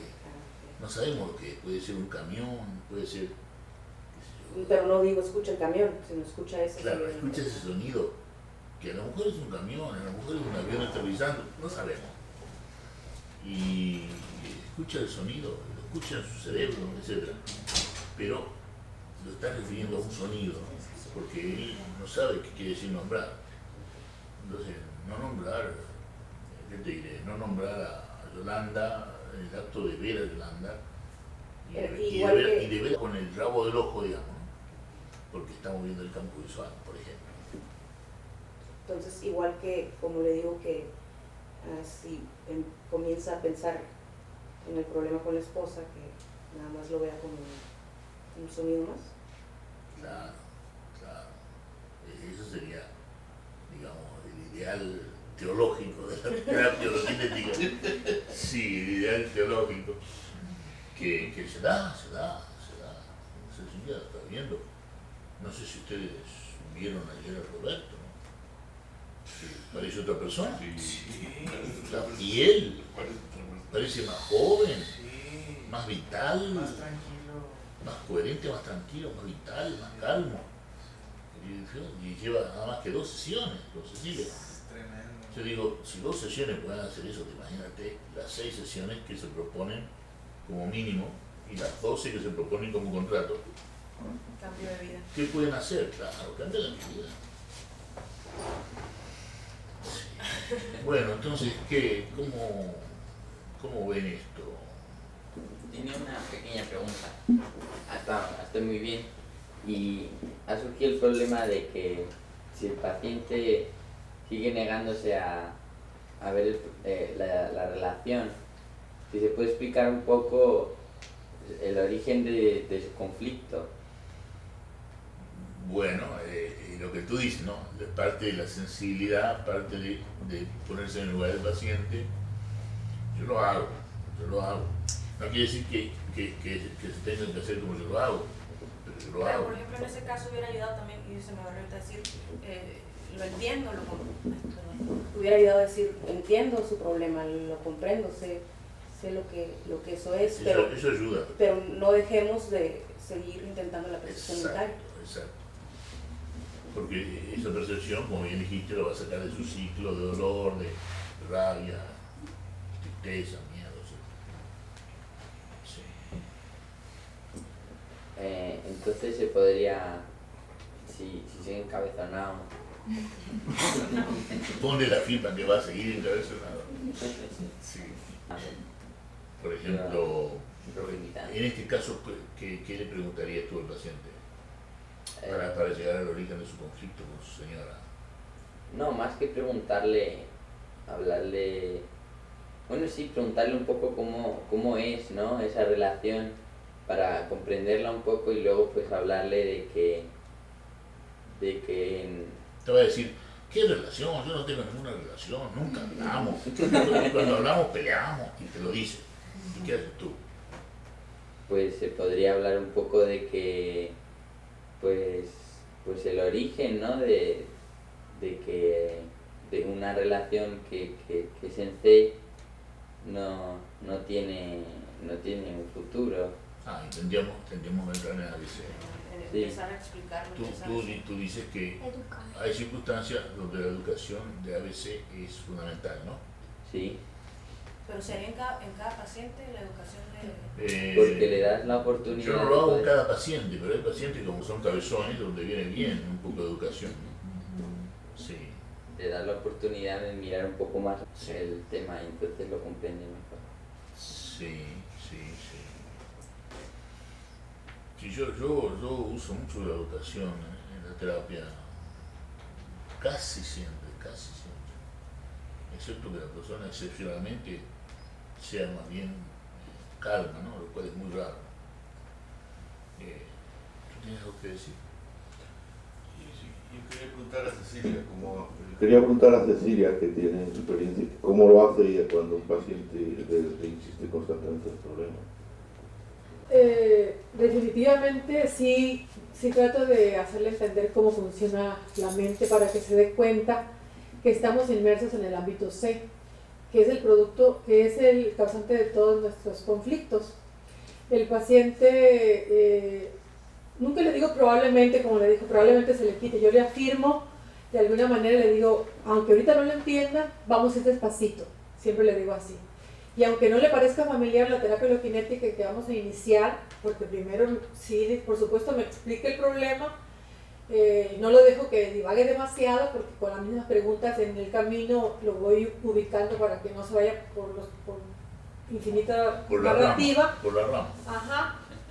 Y cuando ya lo escucho y más o menos me percato de cuál es el problema del paciente, por ejemplo, en el caso de Rubén, que menciona ahorita él, que es problema con la pareja, etcétera, y si lo veo si está en el consultorio es porque él quiere solucionar la relación o porque quiere reafirmar la separación, porque ya en su cabeza de alguna manera ya está harto, ya se quiere divorciar. Quiere una solución, ¿no? Ajá, quiere una solución.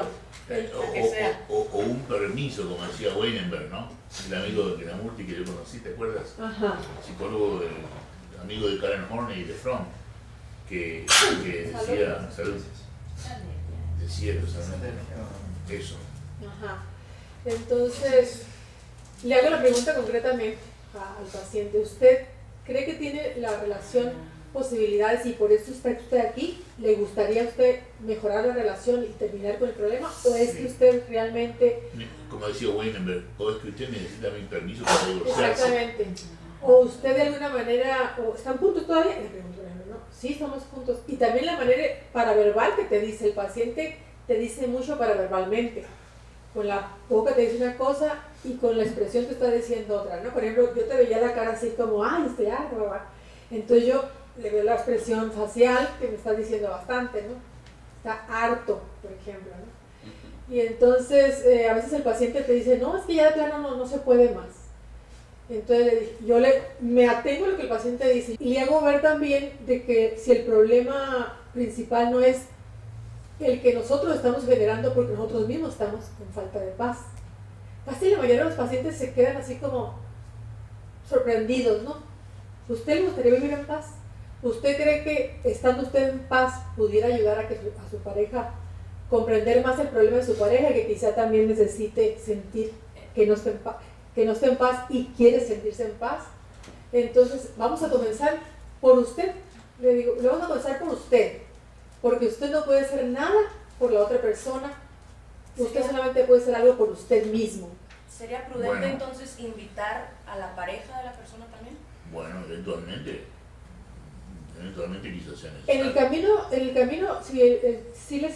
cuando ya he tenido varias sesiones, les digo, ¿podría venir su esposa con usted? Después de varias sesiones. Sí. Sí, pero con respecto a lo que dijiste antes, vuelvo a acordarme del Dr. Weinberg, ¿no? Que hablaba con Krishnamurti en Ojai en las reuniones de 5.000 personas, ¿no? Se paraba y le hacía preguntas. Y Weinberg tenía una tarjeta, ¿no? Que me la dio un día. Decía, Dr. Weinberg, ¿no? Usted tiene un permiso para ser feliz. Y después tú mirabas el otro lado. Usted no necesita mi permiso para ser feliz. ¿Qué es lo que estabas diciendo de otra manera tú, no? Sí, exactamente. Entonces, yo sí les digo, nosotros no podemos hacer nada por la otra persona, pero podemos comenzar por nosotros mismos. Claro. Entonces, y en una relación siempre tenemos ambos una responsabilidad de que la relación vaya bien o no lo vaya. Entonces, tenemos que ver la parte que nos corresponde. Incluso les digo, si esa relación puede continuar porque usted se va a dar cuenta que se puede vivir en paz o no, eso ya usted mismo lo va a ir descubriendo en el camino. Si tiene que continuar o no continuar la relación, usted lo va a decidir, es el único que lo va a decidir. Pero lo importante es que veamos que no estamos nosotros en paz. Y bueno, así empezamos, ¿no? Y cuando el paciente se siente extrañado de que la terapia holokinética sea algo tan simple, se lo digo directamente. Aunque a usted le parezca esto tan simple como lo es, usted se va a dar cuenta que tiene implicaciones que no son tan simples como vamos a ir viendo en el camino. Entonces, definitivamente cuando empezamos la percepción unitaria, yo me anticipo a lo que yo sé que el paciente de alguna manera le vienen las dudas, ¿no? Y que también significa, como creo que está insinuando al decir sensibilidad, de que pones toda la carne en el asador en el acto terapéutico. Esa carne que se llama Rubén, ¿no? En el asador de la terapia, la pone entera. Sí, por ejemplo, yo le digo, vamos sintiendo juntos el peso del cuerpo, despacito, sin esfuerzo. Aunque le parezca poco familiar, no se preocupe, vamos, usted confía en lo que estamos haciendo y vamos a ir descubriendo en el camino. Y entonces, como no es familiar, y yo lo sé que para él no es familiar, y también hace el salto cuántico, como dices tú, de que esto para qué me sirve, le digo, aunque usted ahorita no relacione para qué le sirve su problema, va a ver, en el camino vamos a ir descubriendo que tiene mucha relación. Entonces, despacio, y empezamos el peso del cuerpo. Vamos a sentir juntos el peso del cuerpo. Los pies en el piso, al mismo tiempo que nos damos cuenta que el peso del cuerpo está en la silla. Y encontrás desafíos, como por ejemplo, yo no encuentro relación con la problema con mi señora. ¿Cuál fue el último desafío que encontraste a ese intento tuyo? Fíjate que a mí me ha sucedido, en todas las veces que he estado en terapia con los pacientes, que por el hecho de anticiparme a sus dudas, no les manifiestan. ¿Por qué? Porque yo les parafraseo lo que creo que están sintiendo, pensando. Aunque usted sienta que no hay relación con su problema, ya vamos a ir viendo por qué. De ganar de mano. Aunque usted sienta que esto que estamos iniciando, esa terapia holokinética, no tiene relación con su problema, ya vamos a ir viendo cómo tiene relación con el problema y con todo problema. Pero el anticiparse siempre no es como inhibir, también lo puede llegar a inhibir al paciente de que ya no quiera preguntar. O puede decirte no es verdad, pero... No doy pie a eso, no doy pie a eso porque yo le digo, ¿tiene usted preguntas, dudas? Siente que esto no... Siente usted, dígame con honestidad, porque cuanto más honesto sea usted conmigo, más puedo ayudarlo. Porque también puede ser intimidante, ¿no? Y ahí sí puede ser intimidante. Ok, ahorita en este momento se está hablando, se está explicando, ¿no? Obviamente que para explicarlo estoy diciendo las cosas como sucede en el consultorio. En el consultorio estamos hablando de varias citas en el camino, ¿no? Y en las primeras citas, obviamente yo lo primero que les explico son cómo funciona la mente en ABC. Sí les explico, ellos se percatan de que siempre han estado en el ámbito C y que es el motivo del conflicto principal del ser humano. Y ahí es una manera de ver rápidamente su problema y de ver rápidamente lo que es el problema de ellos y que está en ámbito C, ¿no? O sea, sí, porque no hay quien no se percate de que cuando empiezo llorando por algo, después que termino con mucha tristeza y después viene la rabia, y como funciona así en todos los cerebros, no es excepción el paciente. Entonces, digo, ¿se ha dado cuenta usted que empieza llorando y luego viene en un instante mucha tristeza y de la tristeza viene la rabia? Y es así como un clic, porque a quién no le sucede eso, ¿no? Y también a quién no le sucede que no se ha dado cuenta que el cuerpo está ahí donde está, de que nos desfasamos constantemente del contacto con la energía. No se fija que usted está siempre pensando en el futuro y lo que le dijo ayer la persona, y eso es muy revelador para el paciente. Cuando tú saliste, estábamos hablando de un paciente que vino ayer a la reunión de 17 personas, la reunión gratuita del sábado. Había un paciente tuyo que parecía otra persona, más joven, más calmo, más coherente. Él no te hizo ningún desafío de este estilo. Fíjate que este paciente es uno de los más desafiantes que he tenido, quizá, porque para empezar, pues él tiene bastante conocimientos de psicología y tiene es psicólogo. Es psicólogo, etcétera. Entonces, lo hemos llevado bastante bien porque yo creo que él también tiene mucha avidez de salir de los problemas y por eso está aquí, ¿no? Entonces es muy participativo en todo lo que es la terapia holokinética, o sea que es muy receptivo a todo y se ve que tiene muchas ganas de comprender y eso ha ayudado bastante, ¿no? Y no hubo ningún desafío. Pues los desafíos de todos, yo creo que en mayor o menor medida o menor o mayor intensidad, los desafíos es el mismo, ¿no? Quiero sentirme en paz, quiero vivir feliz, quiero encontrarme tranquilo y poder realizar lo que tenga que realizar sin tantos conflictos y problemas. Eso no es un deseo, pero en cuanto al desafío yo le llamo a que desafía lo que tú estás diciendo. Como que no es verdad. Sí, no que no es verdad, pero sí cuestiona muchas cosas, sí las cuestiona, pero precisamente lo que me ha ayudado bastante es que está leyendo, ¿no? Y como yo también les doy mucha literatura a los pacientes cuando creo que es conveniente, comienzo con cosas pequeñas, o sea, con cosas más asimilables o recomiendo, ¿no? Y eso también ayuda, le digo, lea esto y conversamos la próxima semana sus dudas sobre esto. O sea, sí es apropiado porque puede ser, el paciente puede llegar a decir, no vengo a que me O sea, que yo le digo al paciente, ¿a usted le gusta leer? Me dice, no, no le doy nada. ¿A usted le gusta leer? Ah, sí, me gusta mucho. ¿Le gustaría leer algo más sobre lo que es la terapia loginética para...? Ah, sí, por favor, o le recomiendo que leer o no leer. Si me dice que no, de plano no lo dejo en paz porque ya sé que no lo va a leer.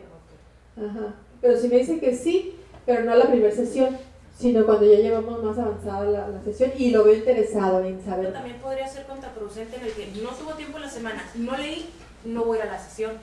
¿Por qué? Porque me va a preguntar, no sé, no puede ser así. No, porque no les pregunto yo, si no me traen el tema a ellos a los siguientes. Yo no les digo, yo lo que le di. Okay. Olvídate, no le voy a decir eso.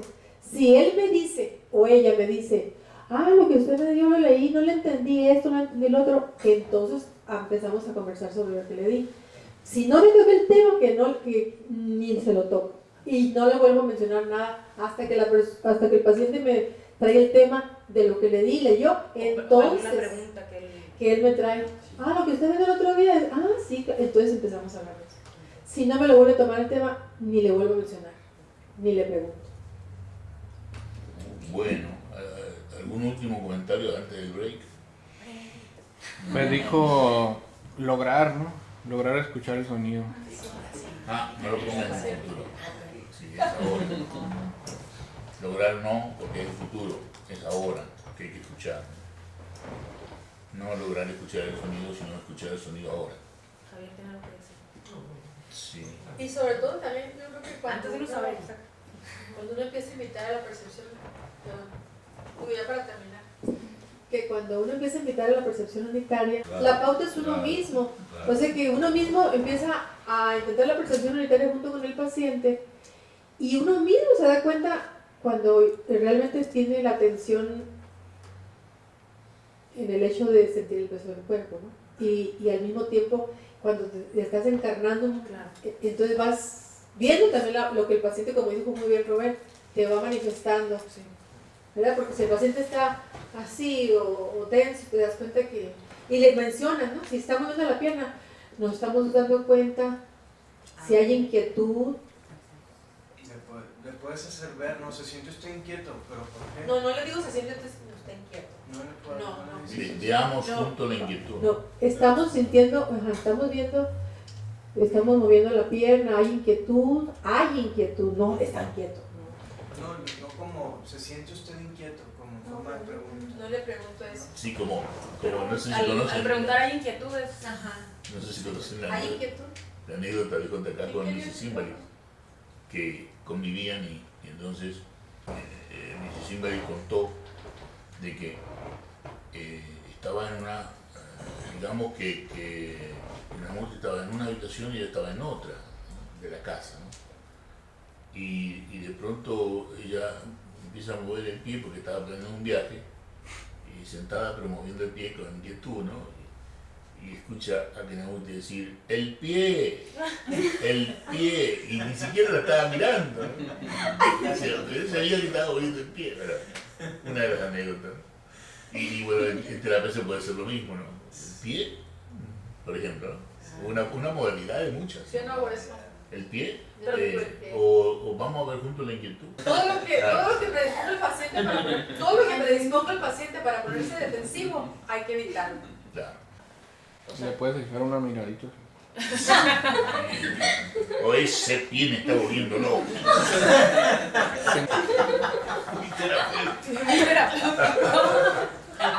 No es terapéutico, no. Entonces, no sé si están listos para el break y volvemos. Hemos visto bastante y aprendido.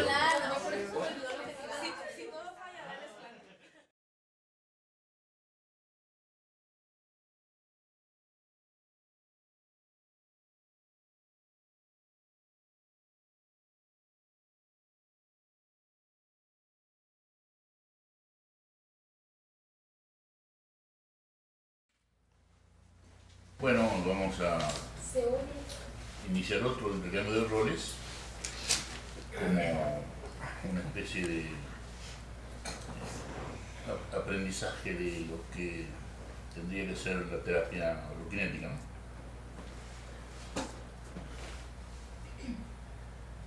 Estamos cómodos, sentados.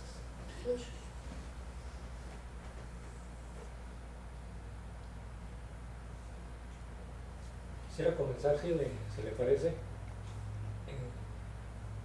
Voy a invitar a que vayamos sintiendo juntos el peso de nuestro cuerpo.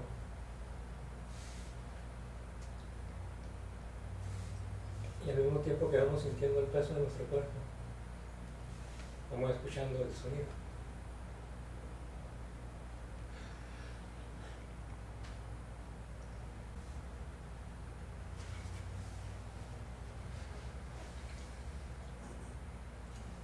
¿Qué ocurre? ¿Lo podemos sentir?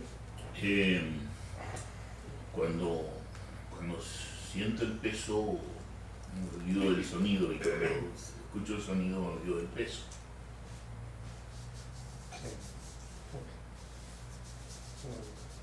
¿Qué le parece si seguimos intentando sentir el peso al mismo tiempo que escuchamos el sonido? Es decir, nuestro cerebro, al mismo tiempo que está sintiendo el peso del cuerpo, escucha ya el sonido. Solo es darnos cuenta de ello. Entonces, es posible darnos cuenta al mismo tiempo, simplemente hay que darnos cuenta de eso.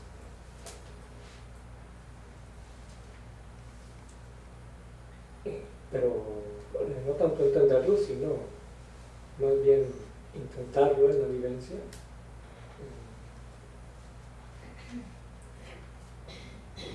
Claro, eso es lo que pasa, que es 1, 2, y no es uno, ¿no? El sonido y el peso, sino que uno u otro, pero no los dos juntos. Exactamente. Y al mismo tiempo.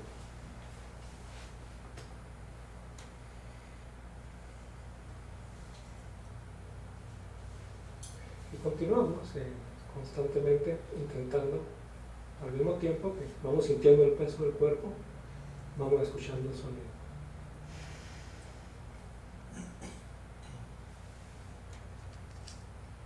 Y al mismo tiempo vamos viendo todo el campo visual.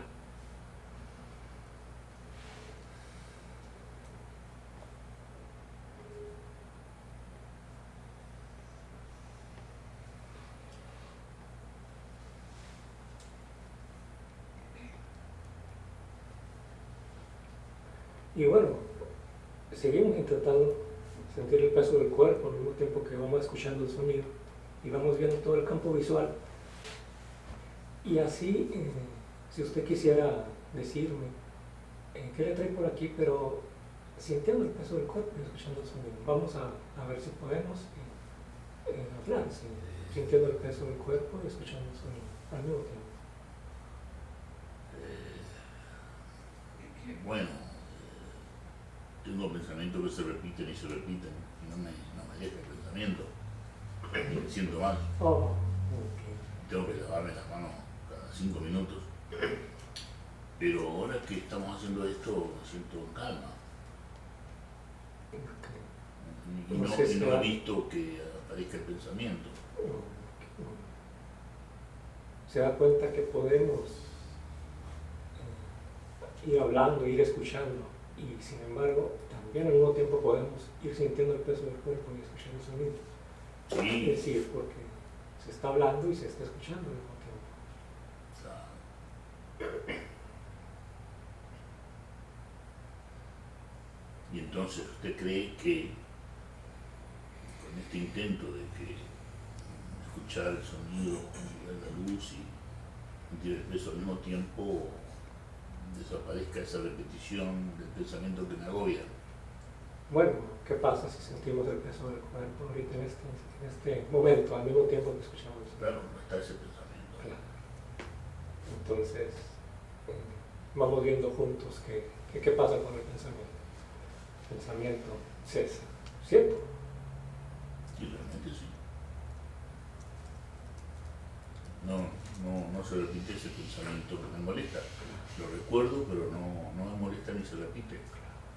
Y sin embargo, ¿qué pasa con la vida ahorita en este momento? ¿No estamos vivos?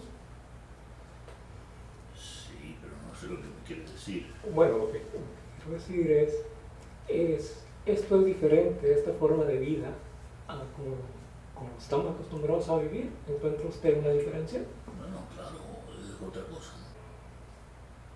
Sí, nunca me habían dicho esto a mí, de escuchar el sonido, etc. Y veo que soluciona esa repetición del pensamiento. No, ni a mí, pero lo estamos descubriendo. Claro, claro.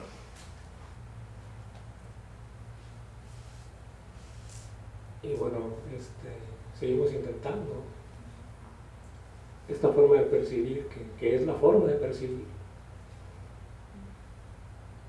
Y bueno, esta forma de percibir, que es la forma de percibir, es la percepción unitaria, que es la diferencia de cómo estamos acostumbrados a percibir, que la otra forma es en percepción fragmentaria. Es una percepción no solamente en partes, sino en fragmentos.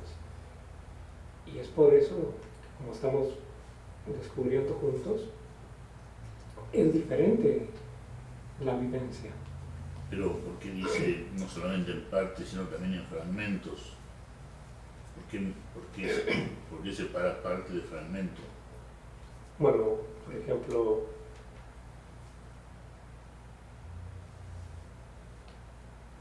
al mismo tiempo que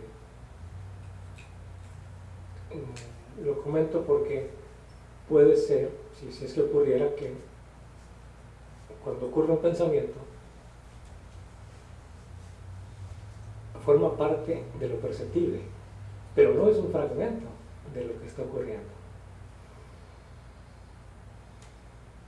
Claro, porque si lo veo ese pensamiento, digamos, mientras veo el campo visual, ese pensamiento cesa o deja de molestar. Y eso me está queriendo decir. Eso es lo que estamos intentando descubrir y eso es lo que ocurre. Y ahorita, no sé si ahorita emergen pensamientos. No recuerdo el pensamiento que me molesta, pero no me molesta ni se repite ahora. Okay. Entonces digo esto por si usted en algún momento, saliendo de aquí, por ejemplo, emergiera un pensamiento o ese mismo pensamiento, ese pensamiento forma parte de lo perceptible. Entonces, que nos damos cuenta que forma parte de lo perceptible, como forma parte de lo perceptible en el campo visual. Claro. Y el peso de nuestro cuerpo. Que no deje de ver porque esté pensando. Exactamente, y en ese ver vamos descubriendo que el pensamiento es eso.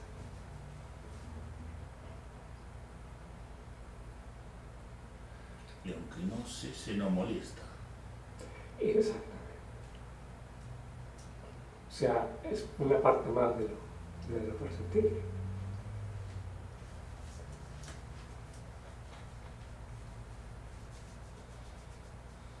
Y bueno, insisto, seguimos en el intento de la percepción unitaria, sintiendo. Y lo mismo puede pasar con el deseo, por ejemplo. Yo estoy muy bien casado, pero hay una vecinita que se parece mucho a Scarlett Johansson y me tiene loco la vecinita. Pienso mucho en ella y esto se puede hacer también con el deseo. Bueno, ahorita se acordó de la vecinita, ¿no? ¿Se está acordando? Sí. Entonces, podemos ver ese recuerdo al mismo tiempo. Vamos sintiendo el peso del cuerpo y escuchamos ese sonido. O sea, vamos viendo juntos, sí, ¿qué ocurre si lo vemos? Claro, ocurre lo mismo con el pensamiento que se repite. Exacto, o sea que... Se va.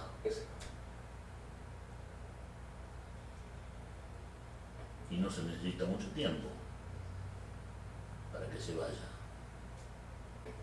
¿Me dice o me pregunta? Le pregunto porque me parece que apenas empecé a escuchar se fue en el pensamiento de la vecinita.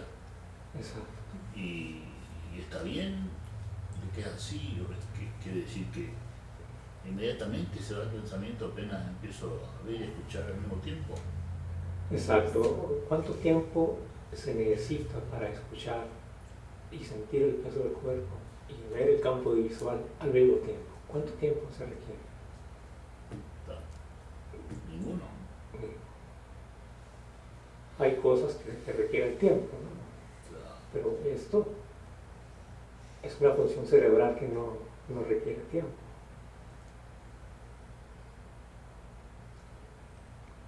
Claro, ¿cuánto tiempo necesito para verlo usted? Ninguno. Ya lo estoy viendo, ¿no? Claro. Eso me quiere decir. Exactamente. Eso O sea, en este momento, si estamos intentando la percepción unitaria, claro. Y si nos damos cuenta, la vida va ocurriendo, ¿no? A cada instante.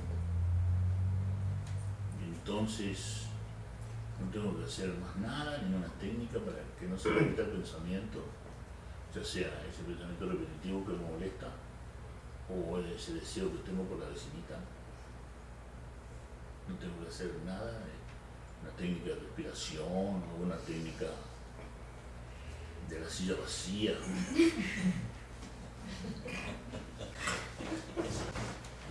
Ahora, yo creo que aquí podríamos ver, después de esta risa tan alivianadora, la crítica a lo que pasó. ¿Quieres empezar tú? Me pareció bien la instrucción y la consideración de la dirección de la idea que podía traer el paciente, pues, ¿no? O sea, y no detenerla, sino tal vez abordarla, ¿no? Sale una inquietud con una dirección del paciente, una pregunta. Entonces, digamos que como la abraza así, y la trae pues aquí, ¿no? A la percepción unitaria. Sucede algo que sucede, yo no sé si con todos, en la definición de percepción unitaria, que a veces decimos dos veces tiempo en la misma oración. Por ejemplo, vamos a escuchar todo el sonido al mismo tiempo, mientras seguimos sintiendo el peso del cuerpo, nos damos cuenta de todo el campo visual y seguimos escuchando todo el sonido al mismo tiempo. Eso sucede, ¿no? Una redundancia en el enunciado. ¿Pero tú crees que no es útil? Creo que es útil cuando... es que a veces sucede que uno la dice, a mí me parece así, ¿no? Sin haberse dado cuenta que la acaba de decir. Bueno, yo en realidad lo digo tal cual lo dices tú, pero con la intención de repetir para, sí, para que no se olvide el paciente de que sea al mismo tiempo, ¿no? Que al principio es lo que me pasaba a mí, que no era al mismo tiempo. ¿A eso te refieres? A volver a decir... Sin darte cuenta. Ajá, o sea, si estamos dando la instrucción de qué cosa es, pues entre más sencilla, tal vez se entienda más rápido y mejor. Pero, bueno, ahí, por ejemplo, en el caso mío, ustedes ya me conocen, ¿no? Soy muy repetitivo porque me he dado cuenta, o creo haberme dado cuenta de que es necesario repetir, porque esto que es tan simple, si no se repite no entra. Termina un taller de 5 horas, un seminario de 5 horas, y se acerca una persona y me dice, ¿y cómo se hace la percepción unitaria? Sí, sí. ¿Qué es lo que estuve haciendo? 5 horas, ¿no? Sí, lo que digo es la coherencia en la oración. Termino una oración y la puedo repetir otra vez, pero habiendo terminado la primera, ¿no? Bien. Abrirla, cerrarla y Sí, claro, lo que tú estás diciendo es no dejar frases a medias. Sí, eso. Claro. Me parece que una vez lo percibí, ¿no? con el escuchar. Y por lo demás, muy bien. No sé si me escapó. Creo que también intercambiaste la palabra ver por percibir, ¿no? Claro, es escuchar, sentir el peso y percibir el campo visual, ¿no? O ver el campo visual. Lo que tal vez lo puede traer más al hecho de que qué es lo que hay que ver con el ojo, ¿no? O percibir todo el campo visual, porque dijimos, ¿cómo se dice? ¿Cómo dijiste? Dice, escuchar todo el sonido al mismo tiempo, sentir el peso del cuerpo y percibir, ¿no? Que creo que la sustituiste por ver.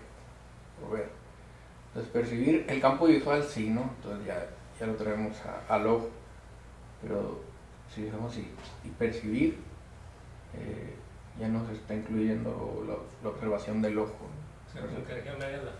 Sí, ajá. Como también me parece lo que está diciendo es que hay que enfatizar la palabra ver con respecto al campo visual en vez de percibir, que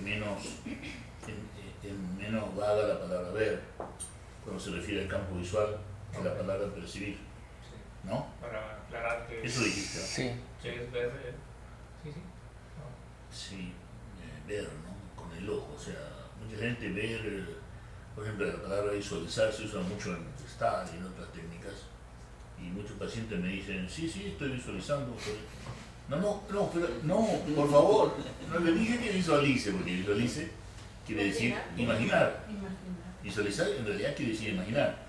Entonces, no, por favor, no visualice, vea, me está viendo o me está visualizando. Porque si me está viendo, quiere decir que no está imaginando nada de mí, no necesariamente, ¿no es cierto? Es decir, una cosa es ver, otra cosa es visualizar, por ejemplo. Y bueno, y otra percibir, ¿no? Sí, ser concreto, claro, con la palabra que estamos usando. Sí. Bueno, ¿alguna otra crítica?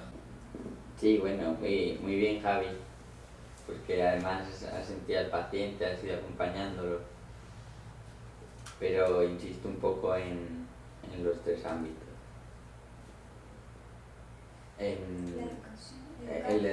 educar enseñar lo de los 3 ámbitos, ¿no? Que los pensamientos repetitivos es algo de ¿no? Un poco de educación, ¿no? Claro. Las leyes de C son la repetición cíclica, sí, etc. al principio para que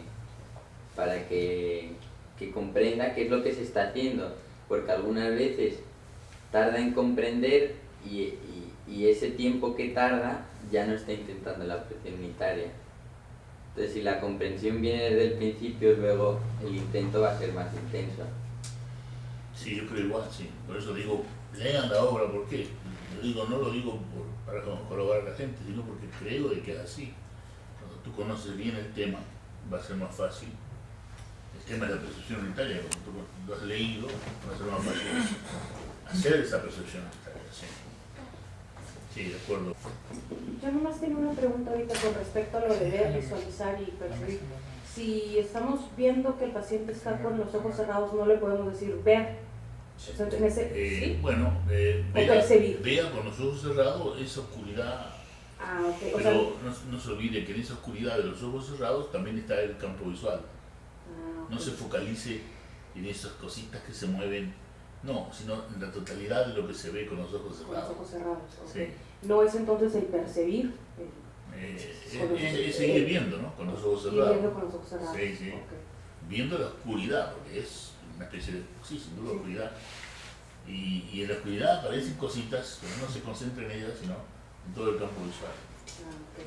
Sí. Y probablemente lo que dice sobre ir educando al principio también podría ser el evitar que el paciente de repente te jale y se vuelva como cíclica la misma terapia, ¿no? Del estar repitiendo el problema a cada rato, ¿podría ser? Bueno, porque si tú educas, ¿no? A lo mejor tengas que repetir, pero en mi experiencia yo siento que tengo que repetir muchas veces la misma cosa, ¿no? A mi pesar, porque me doy cuenta de que no se ha entendido. Y si el paciente vuelve con algo iterativo, ¿no? Perseverante, es porque no ha entendido, no te queda más remedio que darle con el hacha de la repetición, ¿no? Que es un acto compasivo. Repetir los 3 ámbitos y repetírselo. Pero bueno, les recuerdo que hay 3 ámbitos en el cerebro, eso no lo he escuchado en ningún lado, pero hay 3 ámbitos y repites la parte educativa, ¿no? Si quieres dar alguna variedad o con otro ejemplo para que se comprenda mejor, etc. Yo lo que cambio son los ejemplos, ¿no? Qué sé yo, un ejemplo de la vecinita, otro ejemplo de pensamiento iterativo, etcétera, etcétera. Sí. Yo también creo súper conveniente que se eduque al paciente, porque por este momento viene por la vecinita o por el pensamiento recurrente de lavarse las manos, pero lo que la psicología o la genética quiere es que para cualquier problema que ocurra, problema que venga, lo aborde desde la percepción unitaria. Yo creo que eso le falta un poquito a Javi, y sobre todo que también... La parte educativa. Sí, la parte educativa y pues qué más que queremos que después sea tal vez un experto, ¿no? Hay ciudades donde hay personas que empezaron como pacientes y llegaron a ser profesores. Sí. Eso que dice es bien importante y me hace recordar que en la consulta una de las cosas que yo le digo al paciente es precisamente esto. Le digo, usted ahorita viene por un problema muy particular, que es el que me está planteando. En psicología holokinética y la terapia que vamos a comenzar, ¿cómo se ve? Entonces, en terapia holokinética vamos a ayudar al paciente a que se dé cuenta cómo ver un problema, cualquiera que sea, porque abordamos el proceso mismo del cual todo problema surge. De tal manera... Que no es algo que usted haya escuchado antes. Ajá. Y le digo, ¿y sabe qué? Porque lo que queremos es que ya no vuelva nunca más para acá, porque usted solo va a llevarse a su vida para siempre cómo resolver cualquier problema que surja. ¿Por qué? Porque en la vida siempre tenemos cosas, factores inesperados, y empiezo a sí. ¿no? Ahora déjame aclarar esto, Cecilia. Ajá. De que es cierto, lo que queremos es que el paciente no nos necesite nunca más. Ajá. Que sea libre, ¿no? Y feliz. Que es yo creo que el destino de la humanidad olvidado, ¿no? Y entonces lo que yo he escrito y lo sigo manteniendo es que se puede hacer un contrato de 12 horas, perdón, de 12 sesiones, y al cabo de las cuales tú le dices, bueno, usted ahora ya sabe lo que hacer con su vida, vívala así, que esto no sea, que la percepción unitaria no sea una cosita más, que sea su vida. Y entonces, pero dentro de 6 meses, o sea, lo que se llama sesión booster en alguna terapia, ¿no? Sesión booster, como se hace una vacuna booster, ¿no? Una revacunación, o se llama en inglés revacunación booster, ¿no? De la misma manera una sesión booster que viene a ser como una volver a vacunar, ¿no? Dentro de 6 meses nos vemos para revisar qué ha pasado con usted en esos 6 meses, qué dificultades ha tenido. O sea que no es que se vaya para siempre, sino que dentro de 6 meses vamos a ver cómo le va. No, es que le digo que venga con un problema específico, porque también, o sea, a mí me gusta también desde el principio que el paciente sepa qué esperar. Sí le digo también de las sesiones, pero yo le digo, vamos a comenzar con 6 sesiones. Si usted viene por 6 sesiones, ahí vamos a revalorar si necesitamos otras 6. Y en el camino vamos a ir viendo. Usted me va a dar la pauta también de cómo vamos, ¿no?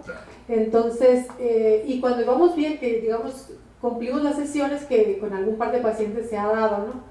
Entonces, como tenemos aquí mucho que ofrecer en cuanto a reuniones de diálogo, seminarios, en ese sentido yo lo enfoco, no en el sentido de que va a venir como un paciente, sino que va a venir como un ser humano interesado en seguir investigando, como una persona más, ¿no? Pero como parte de la terapia, es también recomendable, a mi entender, decirle que vuelva en 6 meses para ver cómo le ha ido con la percepción unitaria. ¿Se ha olvidado?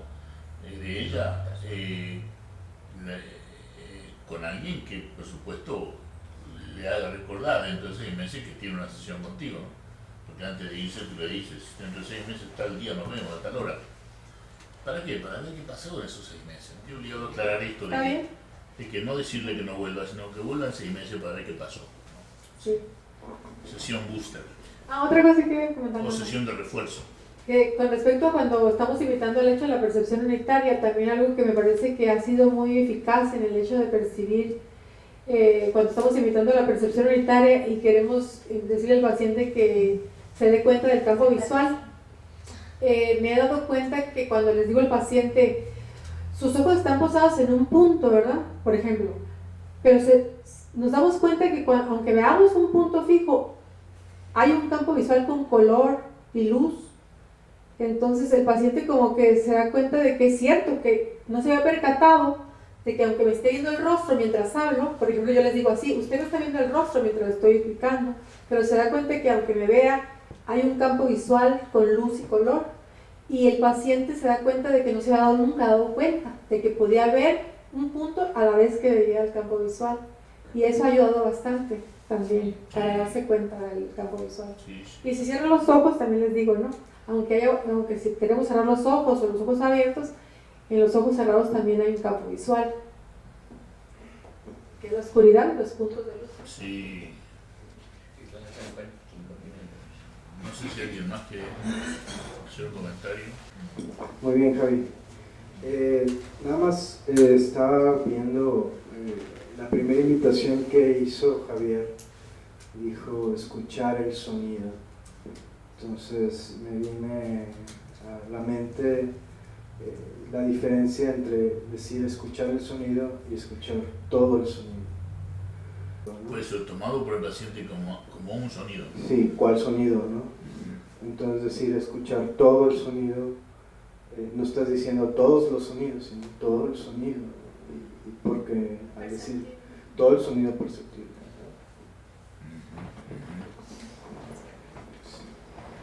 Y eso me hace recordar también que es bien importante y también ayuda mucho cuando le decimos al paciente no nombrar lo que se percibe. No nombrar, eso es como un clic. Una liberación. Entonces, estuvo muy bien, ¿cierto, Javier? Sí. Muy bien, Javier. Gracias por tu apoyo. Y siempre vas a ser muy bienvenido como psicólogo. Si lo único que te hace falta es ese examencito, ¿no? Que me parece que lo puedes pasar fácilmente. Sí. No es un examen difícil, ni el escrito ni el oral. Precisamente quería comentar, ¿no? Lo interesante que es ese examen tomado en un congreso.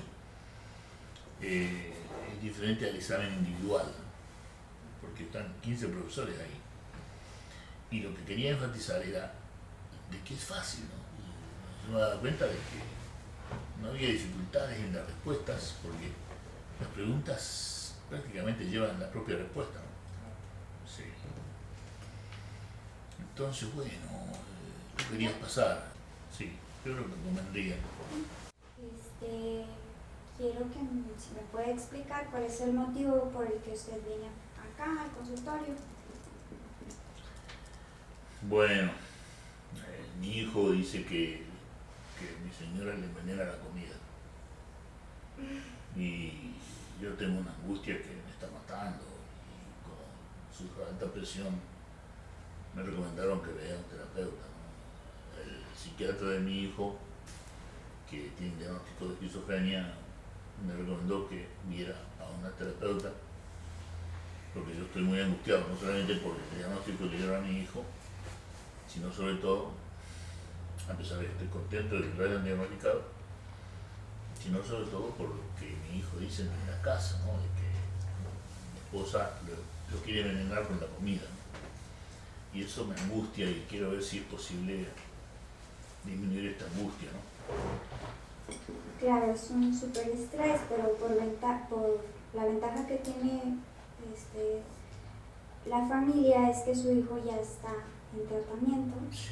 Entonces ahora muy bien, vamos a iniciar con la psicoterapia holoquinética, que viene siendo la percepción unitaria. Y desde la percepción unitaria vamos a ver esa angustia, que es el motivo por el que usted viene acá al consultorio. Si me permite, vamos a iniciar la psicoterapia. Le voy a pedir por favor que se ponga cómodo antes de iniciar. Sí.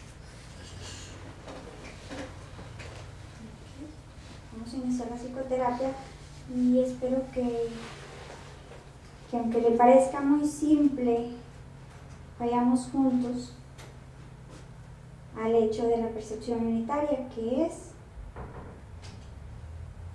sentir el peso del cuerpo sobre la silla,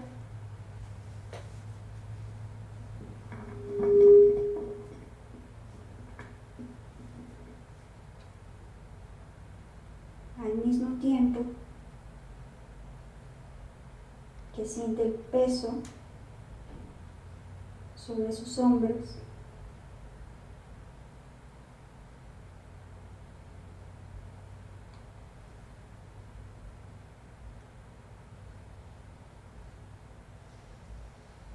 Vemos todo el campo visual, 180 grados.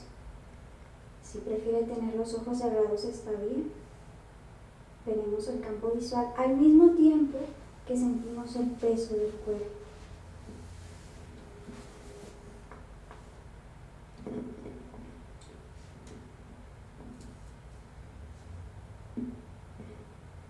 Me siento más pesado.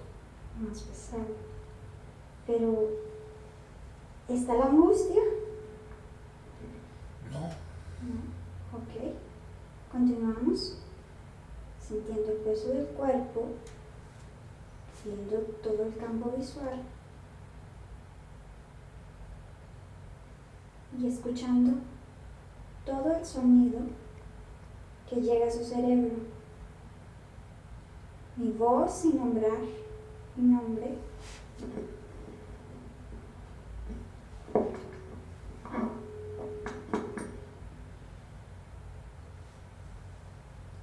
Bueno, dígame, ¿cómo se siente?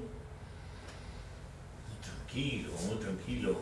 ¿Se ha ido la angustia? Sí, es como si no existiera en este momento. Aunque estoy seguro que voy a llegar a casa y me voy a volver a sentir angustiado. Así es, porque, bueno, usted tiene un problema, pero hemos visto que en estos momentos la angustia se ha ido. Y creo que si usted va a su casa, va a ver a ella también, porque tiene sus ojos. Entonces yo le voy a invitar que este acto terapéutico que hacemos acá en el consultorio se lo lleve a casa, cuando maneja, cuando se relaciona con su hijo, con su esposa.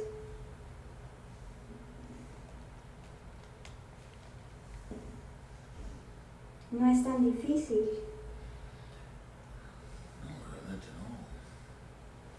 Me da gusto que le parezca tan fácil, porque si el oído, el campo visual siempre están con nosotros, entonces lo invito a que se dé cuenta y que cualquier problema sea abordado o cualquier evento en su vida. Sí, por ejemplo, cuando mi hijo le dice a mi esposa, no voy a comer este plato porque está envenenado por ti. ¿Usted cree que tengo que enfrentar la situación como yo lo hago, regañándolo? ¿O tengo que simplemente estar callado, escuchando? ¿Qué me recomienda?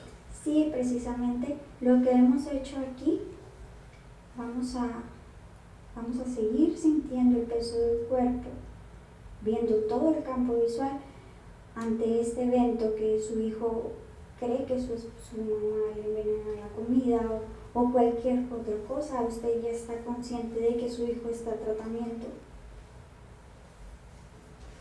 Y eventualmente en el futuro, si usted gusta, puede venir su esposa. Sí, ella está peor que yo. Porque la lesión de mi hijo va más hacia ella. Pero también me angustia mucho ver cómo se siente ella, ¿no? Así es. A pesar de que mi hijo ya dejó de escuchar voces, pero sigue esa idea de que envenenamos la comida.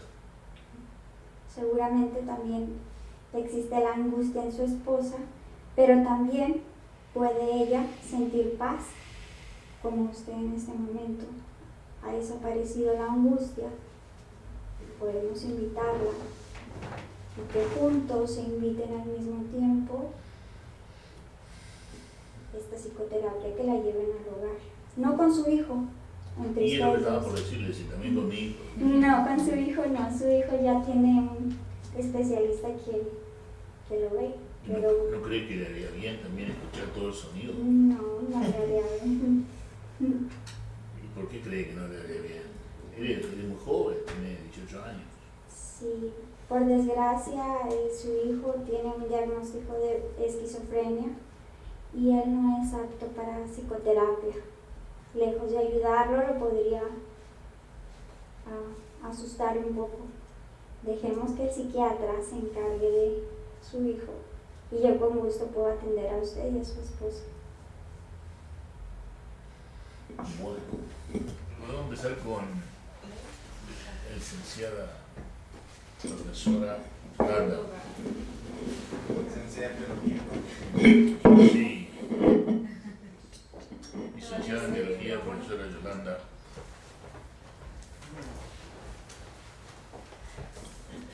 Bueno, Len, yo tengo una observación, aparte de que lo hiciste muy bien.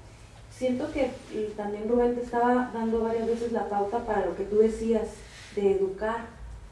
No, realmente no vi el ejemplo de dónde lo estabas tratando tú de educar en los 3 ámbitos. Esa es una de las observaciones que tengo. Bueno, es que realmente vi que el paciente no estaba tan rejego. Bueno, que no estaba tan resistente, lo vi tranquilo y bueno, que seguía con... Pero si él hubiera dicho, bueno, es que es recurrente. Bueno, yo sentí eso, ¿no? Que él te está dando pauta para eso cuando él te dice 2, 3 veces que cuando él llegue a su casa va a volver a tener esto, ¿no? Entonces probablemente ahí hubieras aprovechado para enfatizar lo que son los 3 ámbitos, ¿no? Y lo que es más que nada el ámbito C, ¿no? Del por qué su problema puede ser repetitivo y cíclico. Importante comentario. ¿Tú lo quieres aportar? Bueno, faltó el diagnóstico, descartar esquizofrenia en el papá.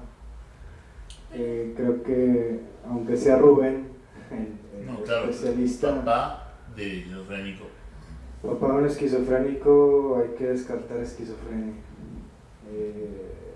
No porque sea el psiquiatra muy bueno, hay que estar esperanzado que ya se descartó el diagnóstico. Muy bueno eso. Yo pensé que ya se había descartado. Sí. Pero de todos modos, yo creo que en psicoterapia tenemos la obligación de descartar. Cada vez viene muy bien que volvamos a ver, ¿no? Como clase, ¿no? Más que como crítica, que sí, que hay que ser implacable con el diagnóstico y el diagnóstico que menos se diagnostica, valga la redundancia, es el de la esquizofrenia, porque no se preguntan las preguntas básicas, que son escucha voces, alguna vez ha sentido que la gente está contra usted, etcétera, etcétera, etcétera. Claro. Y no se preguntan esas cosas, sobre todo escucha voces, no se preguntan. Cómo duerme, que también puede estar afectado al sueño, etcétera. Sí, yo recuerdo cuando vi esquizofrenia en la universidad, un psiquiatra nos platicaba de un caso que le llega a urgencias una esposa con el esposo diciéndole que el esposo se estaba comportando como un niño, ¿no? Entonces en la sesión el esposo era completamente normal y antes de despedirse le dice a la doctora, ¿usted cree que vengan los payasos a mi fiesta? Entonces ahí fue donde ella se dio cuenta que era un paciente potencialmente esquizofrénico. Y se comportó impecablemente. Y que se comportó impecable. Es un ejemplo maravilloso porque puntualiza precisamente la necesidad de ahondar en el diagnóstico de esquizofrenia en cualquier caso que venga. en cualquier caso. Sí, que incluye depresión, etc. Sí, bipolaridad. Claro. Está muy bien todo lo que hiciste, nada más creo ser un poco más claro, conciso y concreto, sin redundar tanto en las indicaciones.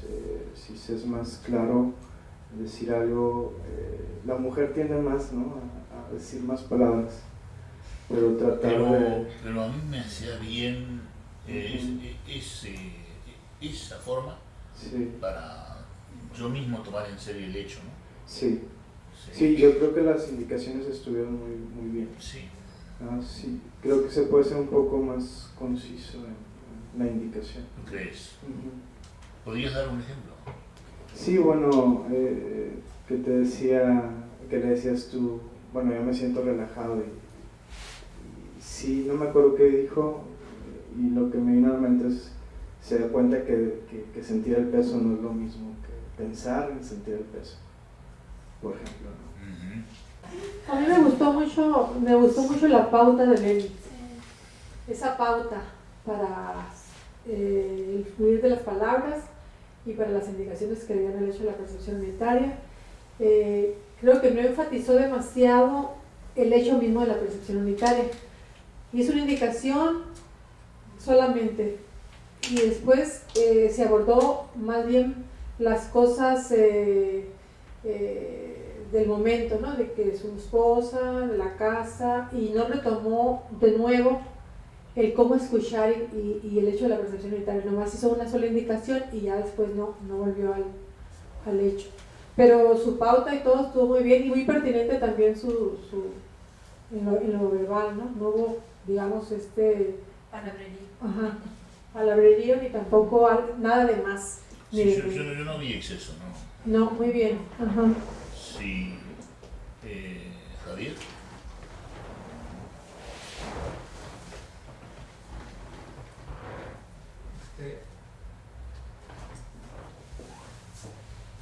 Bueno, quisiera comentarle que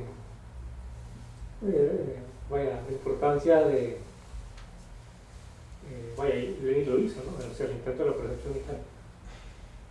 A lo que voy, la importancia en la psicoterapia holokinética de que en el movimiento que va ocurriendo en percepción unitaria, ahí sale lo que hay que decir.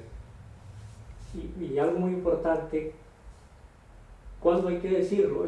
Creo que solamente uno lo descubre en el intento mismo de la percepción unitaria.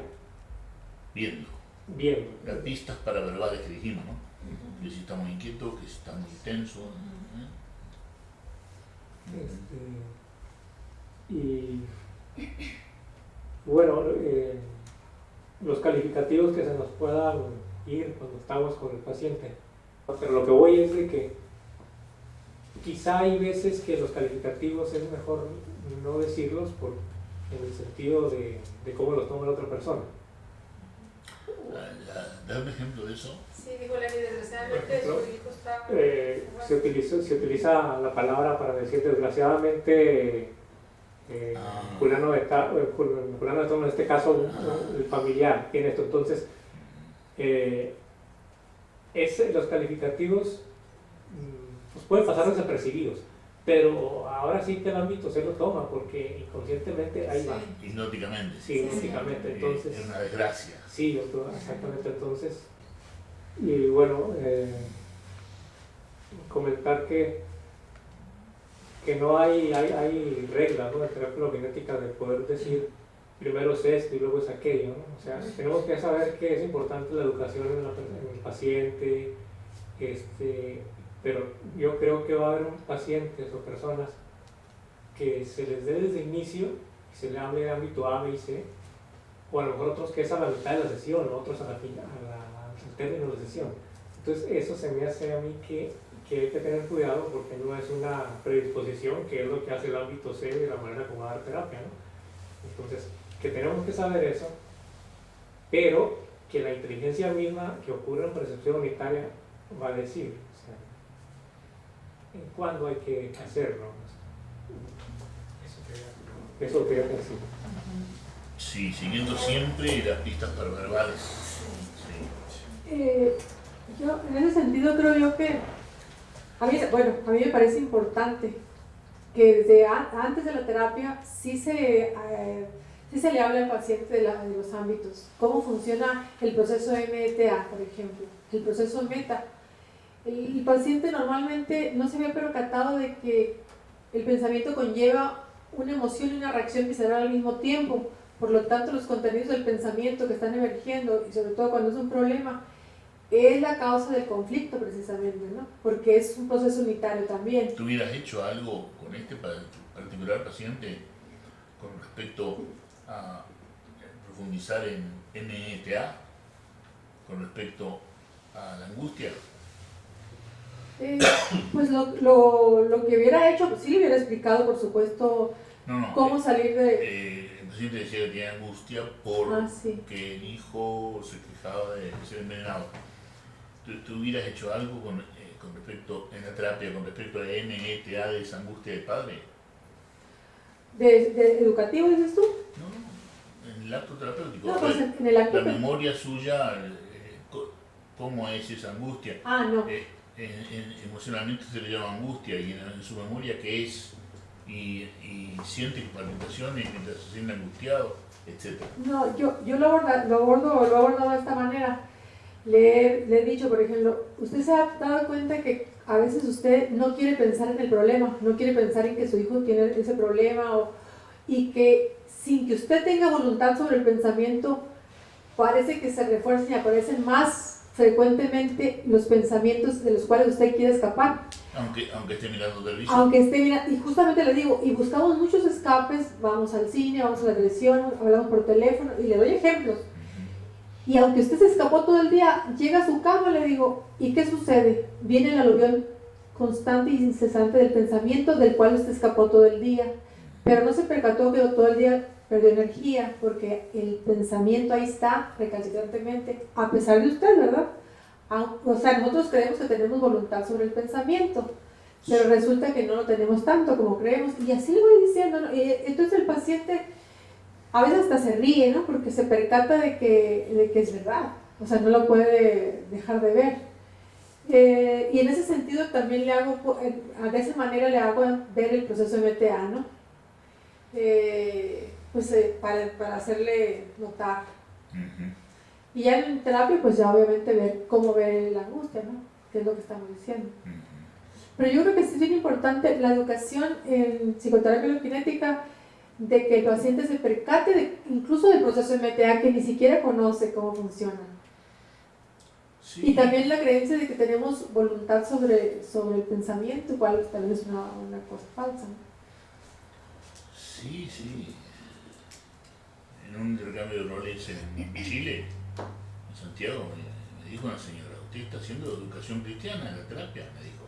Me preguntó, ¿usted está haciendo educación cristiana en la terapia? ¿Por qué? Me dieron una larga respuesta. Y es como preguntarse si sí o no, pero lo importante es que esa educación exista. ¿Qué es A, qué es B, qué es C? Curiosamente, sin hablar de nada religioso, un paciente que tuve también me dijo lo mismo. Me dijo que iba a una iglesia, usted me decía muchas cosas como las que me parece que me decían en la iglesia cuando iba a la iglesia, no sé cuál. Que casualmente es un obsesivo, ¿no? Bueno, sí, más bien es un drogadicto regenerado, ¿no? Karina y Blanca, ¿no? Bueno, a mí me pareció muy buena. Tenía buen ritmo, lo hacía desde el intento mismo. Igual, pues los detalles ya los dijeron los demás, pero de ahí en otra cosa sí, muy bien. Qué bueno.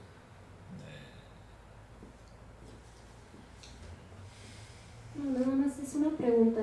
¿Qué pasa con la persona que tiene depresión bipolar? Una vez que él tiene su tratamiento y, bueno, sí puede ir con el psicólogo, ¿verdad? Ya una vez que tenga el tratamiento. Y que ese tratamiento demuestra ser eficaz ¿en qué aspecto? ¿Te acuerdas cuál es? En el que le estabilice el sueño, la energía. Muy bien. Una vez que se estabilizado el sueño, entonces puede empezar la terapia loquinética. Ok. Entonces, una vez estabilizado, como son muy, ¿cuál es la palabra correcta? Muy, de que dejan volubles, o que dejan el medicamento en cualquier momento. Bueno, el terapeuta tiene la obligación de preguntar por el medicamento en un caso así. Es decir, este señor no tenía ningún diagnóstico, bueno, ningún problema. Pero si sabes que estás viendo a un deprimido, la primera pregunta es, ¿está tomando su medicación? Porque también otra de las cosas mienten mucho. También es cierto. Entonces, ¿cómo uno puede...? También es cierto, pero después que le preguntas, ¿está tomando su medicación? ¿Qué segunda pregunta le harías, Karina? ¿De la medicación? Y le preguntas a un deprimido, ¿no? Que estás viendo en terapia porque ya estaba durmiendo bien. Entonces, la primera pregunta es, ¿está tomando su medicación todavía, no? ¿Cómo se va a recomendar, no? Sí. Que es para toda la vida. Y le harías una segunda pregunta a ese deprimido. Pues una vez que esté el sueño estabilizado, cómo anda la energía. No. La segunda pregunta es, ¿cómo está durmiendo usted? ¿Te das cuenta? Esa es la segunda pregunta. ¿Cómo está durmiendo usted? Son las dos más importantes. ¿Está tomando la medicina? Pueden mentirte y decirte que sí y es no. Pero si te preguntas cómo está el sueño y es sincero, probablemente te diga mal. Y probablemente también se pueda ver la apariencia cansada, demacrada, ¿no? Claro, De la persona. claro. Que te puede decir, sí estoy durmiendo bien, pero... O sea, y esa es la pista. Sí. Sí. Entonces, falta Ignacio. Sí, a mí me parece muy bien. Y pues, hay algo que comentar. Por un momento dijo, siente el peso bajo su silla. Entonces quizá dar al intento de la percepción unitaria no olvidar nunca que es mutuo. O sea, que toda frase abarque al paciente y al terapeuta, que faltó en algunas veces. O sea, no se puede sentir el peso bajo la silla. No, bueno. No, además. Sobre su silla. No, es que ella no dijo bajo, eso lo dije yo. Sí, lo que está diciendo es... Que toda frase que lleve al intento de la percepción unitaria abarque al terapeuta. Como por ejemplo, estamos sintiendo el peso. Exacto. Estamos sintiendo. Que también creo que en esa pauta dijo algo de sienta el peso sobre sus hombros. Sí, lo digo así. ¿Es eso correcto? O... Sí. Bueno, yo lo tomé correctamente porque, claro, uno ya está empapado en el hecho. Pero tú, ¿cómo criticarías esa frase? Es lo que me estoy preguntando, ¿no? Si sentir el peso bajo, sentir el peso en los hombros. Sí, sobre los hombros. El peso de los hombros o en los hombros. Pero digo el peso sobre los hombros. Claro. Porque es como el mundo entero encima, no sé. El peso en la cabeza o no sé. Bueno, en realidad, desde el punto de vista científico, hay un peso sobre los hombros, que tú sabes que es enorme, que es el de la atmósfera. Sí, exactamente. Sí. Fue lo que usé como que claro, muy... pero yo tengo tendencia a decirlo de otra manera, ¿no? No sobre los hombros, sino de los hombros. Sí, Siente usted el peso de sus hombros. O sea, es como decir, siente el peso de todo el cuerpo, ¿no? Claro, También. sí, yo me acuerdo que lo dijo así, pero no me molestó porque sentí el peso de los hombros, ¿no? Entonces sí es apropiado decir sentir el peso sobre los hombros. A mí no me molestó, pero... De los hombros quizás sea más apropiado. Okay. Sí. A pesar de que científicamente hay peso sobre los hombros. Claro, sí, por eso digo. Sí, pero yo uso de los hombros, porque estamos hablando de la percepción, no estamos hablando de una abstracción del mercurial, ¿no? De la atmósfera, no. Y por ejemplo, otra cuestión que ahorita también viene a mí, cuando le dice que se siente más pesado, ¿no es eso también estrés? Es lo que y ella no hizo mención a nada de eso. En ese momento sí me hizo como clic. Cuando el paciente le dice, me siento más pesado, y ella siguió con la terapia, ¿no sería eso como signo de estrés y preguntar cómo está el sueño, la energía, etcétera, etcétera? El sueño, energía y también las complicaciones del estrés. Si es estrés, ¿en qué punto el estrés está? Entonces, en la evolución del estrés, la artritis, la alta presión. ¿Y se puede seguir con la terapia viendo estrés? Y la terapia de estrés, tú sabes, descanso y sueño, ¿no? Pero la psicoterapia holokinética, ¿se puede seguir? Sí, con el estrés sí. ¿Sí? Sí, el asunto es que cuando se pregunta por el sueño, yo lo pregunto en cada sesión, tiene que haber buen sueño. Si no ha habido buen sueño, la sesión puede continuar, pero yo, en el caso mío, sé que si no hay buen sueño, sé que tengo que, en el caso de un deprimido, tengo que hacer un cambio en la medicación. Porque el sueño tiene que ser, ¿cómo te diré? Bueno. Pero por ejemplo en el caso que no es médico, no puede decir, no, o sea, tiene que enviarlo. Okay. Sí, sí. Entonces también hay que darnos cuenta de eso, ¿no? De los signos de estrés, como es el sentir, Sí. al intentar la percepción unitaria, el sentir el cuerpo pesado, el hormigueo, etcétera, etcétera, ¿no? Claro, claro. Y también en qué momento el estrés está. Si está en idea suicida, que es el último punto, o en la gastritis, que es el primero, ¿no? Entonces sí es conveniente mandarlo con el psiquiatra en ese momento también. Si es por estrés, no sé, pero porque la indicación... Solo por depresión. En estrés es muy fácil decirle, duerma más, descansa más. Pero en la depresión es diferente porque si hay falta de sueño, un problema de energía, ya necesita una medicación, vaya al psiquiatra. Sí. Sí. Bueno, yo quisiera decir que faltan 15 minutos. Yo quisiera no usar el tiempo en un intercambio así de terapia, de cambio de roles, sino que veamos si hay alguna pregunta o comentario con respecto a los 4 módulos que hemos visto, que ha sido diagnóstico, que ha sido ciencia, que ha sido ciencia aplicada a la percepción unitaria, ¿no? Y relacionada con la percepción unitaria. Lenguaje y por último exégesis. No hay ninguna pregunta o comentario, ya sea aquí o en Buenos Aires, sobre alguno de esos módulos. Bueno, entonces estábamos diciendo que en vez de hacer una nueva inversión de roles, que estamos casi al final, que se me ocurre que podría ser mejor que hagamos preguntas o comentarios sobre cualquiera de los 4 módulos que hemos dado en este muy particular diplomado, porque es muy diferente al primero, ¿no? Yo creo que tan bueno como el primero, pero diferente. Y si hay algunas preguntas o comentarios sobre los 4 módulos que hemos visto, que son el diagnóstico, ciencia, lenguaje y exégesis. Si hubiera preguntas o comentarios sobre eso, esos 4 módulos. Para finalizar esta clase final, ¿no? Sí, no hemos visto la decodificación del lenguaje, cosas así, porque eso ya es psicosocial, ¿no? Sí, que tiene que ver lo sagrado con lo humano. Bueno, ahí vimos las 4 palabras, ¿no? Sacrito, secreto, sagrado. Es decir, si un ejecutivo de una corporación, ¿no?, tiene una secretaria, se está aludiendo a algo secreto y sagrado, ¿no?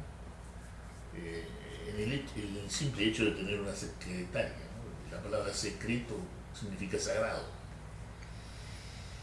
Y yo creo que no existe nada, como lo dice claramente JK, de que todo es sagrado, nada lo es, ¿no?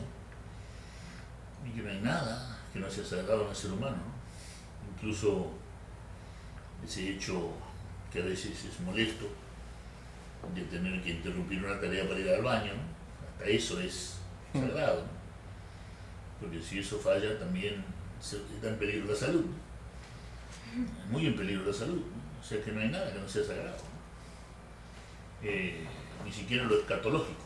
Pero lo escatológico, fíjate qué interesante con la palabra escatológico, que escatológico significa excremento desde el punto de vista de las funciones humanas, pero también significa escatológico el estudio profundo de la exégesis. O sea que hay una exégesis escatológica que va todavía más profundamente que lo que hemos ido nosotros, ¿no?, en cada hecho por ejemplo, de la historia sagrada, ¿no? Por ejemplo, en el estudio de la resurrección hay una exégesis escatológica del tema. Bueno, y sí, yo creo que todo es sagrado, ¿no? Toda nuestra vida y nuestras relaciones, toda sagrada, ¿no? en las iglesias organizadas están los sacramentos, ¿no? Que es la institucionalización de cosas sagradas de nuestra vida. Originalmente era nada más que el bautismo y la Eucaristía, ¿no? Eran solamente los únicos dos sacramentos y después se agregaron todos los demás, ¿no? Pero desde el principio se empiezan a institucionalizar eventos de la vida humana que se consideraban particularmente sagrados, sin que los demás eventos de la vida no fueran sagrados, ¿no? Es decir, todo es sagrado, nada lo es, ¿no? Cuando me comentaste diciendo que si había preguntas ya para terminar de los 4 módulos, y yo empecé a crear el cuaderno de algunas notas que hice mientras estaba formulando la pregunta, y en rojo, que creo que es lo único rojo que tengo aquí, resaltaba la frase que dice: el enemigo más grande de la santidad es el yo, Cecilia. Se me hizo interesante la coincidencia, ¿no? Sí, eso lo dijo Patanjali ya mucho tiempo antes de Jesús, ¿no? De que el peor enemigo es el yo. Está escrito en el brahmanismo desde casi los comienzos del brahmanismo. El peor enemigo es el yo. Sí, o sea, está dentro nuestro. No sé si en la pregunta estaba implícito preguntar que si el yo es sagrado. Yo creo que lo es porque es algo que le da continuidad a la memoria de una manera particular. ¿El yo funcional? Claro, El yo funcional. claro, pero existe un yo que es muy molesto y que puede hacer de nuestra vida una miseria, como lo hace, que es el yo que lo llamamos no funcional, ¿no? Que es el yo que en vez de importarle ejercer una función con excelencia, le importa ser el mejor médico, no un médico que cumple con su función de manera excelente, sino quiere ser el mejor médico de Mexicali, ¿no? O quiere ser el más rico médico de Mexicali, ¿no? Entonces, allí el estatus se sobrepone a la función y ambos son, digamos, particularidades del yo, ¿no? Pero es sagrado el yo por el hecho de que le da continuidad a la memoria, ¿no? Y la memoria no solamente nos permite llegar a casa, ¿no? La memoria nos ayuda para decir: ah, caramba, me doy cuenta que no estoy en percepción unitaria. Es tremendamente importante, ¿no? Como parte del yo funcional, ¿no? Darse cuenta que uno no está en percepción unitaria, y eso, decía JK, es el comienzo de la percepción unitaria. Basta que te des cuenta que no lo estás para empezar a estar. Y bueno, la memoria sagrada, bueno, sin duda que lo es. Y la imaginación es sagrada, sí lo es. A pesar de que vivimos una vida imaginaria, ¿no? Porque se ha sobrevalorado lo imaginario sobre lo verdadero. La imaginación tiene una tremenda importancia, por ejemplo, como hablamos a veces con Cecilia, en el manejo del tiempo, ¿no? Si tenemos que llegar aquí a las 9 de la mañana, como llegamos hoy, quiere decir que ayer nos fuimos a acostar temprano con Cecilia, ¿no? Creo que eran las 9:30, algo así, cuando nos fuimos a dormir. ¿Por qué? Porque había que levantarse muy temprano hoy. Por lo menos en nuestros patrones de levantarse, nos levantamos creo que a las 6. Yo me levanté a las 6 de la mañana, que en general yo me despierto un poco más tarde. Aunque si estoy muy ocupado y tengo mucho trabajo, me levanto a las 5, ¿no? Pero en general me despierto 6:30, 7. Y hoy me levanté a las 6. ¿Por qué? Porque forma parte de la memoria y de la imaginación saber que desde anoche, que nos acostamos temprano, nos estamos preparando la llegada puntual de hoy. Y en ese sentido la imaginación y la memoria son sagradas también. Lo que estamos diciendo con la vida imaginaria es que ha sustituido a la vida verdadera no imaginaria. Y eso es lo trágico. Eso es lo trágico. De que nuestras relaciones sean imaginarias es trágico. De que no sean verdaderas es trágico. Y un día JK se refirió a la tragedia de las relaciones imaginarias diciendo que lo peor que puede pasar en una relación es que la persona que tú amas te mienta, porque parece que desaparece el mundo para ti y que se opaca el sol.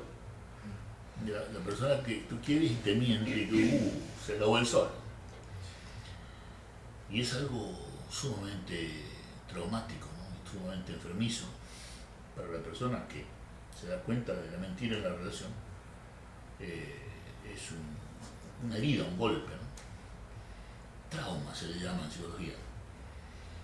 Y entonces ¿es sagrada la relación? Sí. Y sobre todo la relación no imaginaria, la relación verdadera. Porque también hay una tendencia a que la relación sea imaginaria, y eso sí es trágico. Y eso lo puntualiza muy seguido, muy frecuentemente JK. Se ha vuelto imaginaria la relación, la amistad, el matrimonio. Se ha vuelto imaginario porque es más virtual que real. O sea, virtual, el espacio que hay entre mis manos juntas es virtual.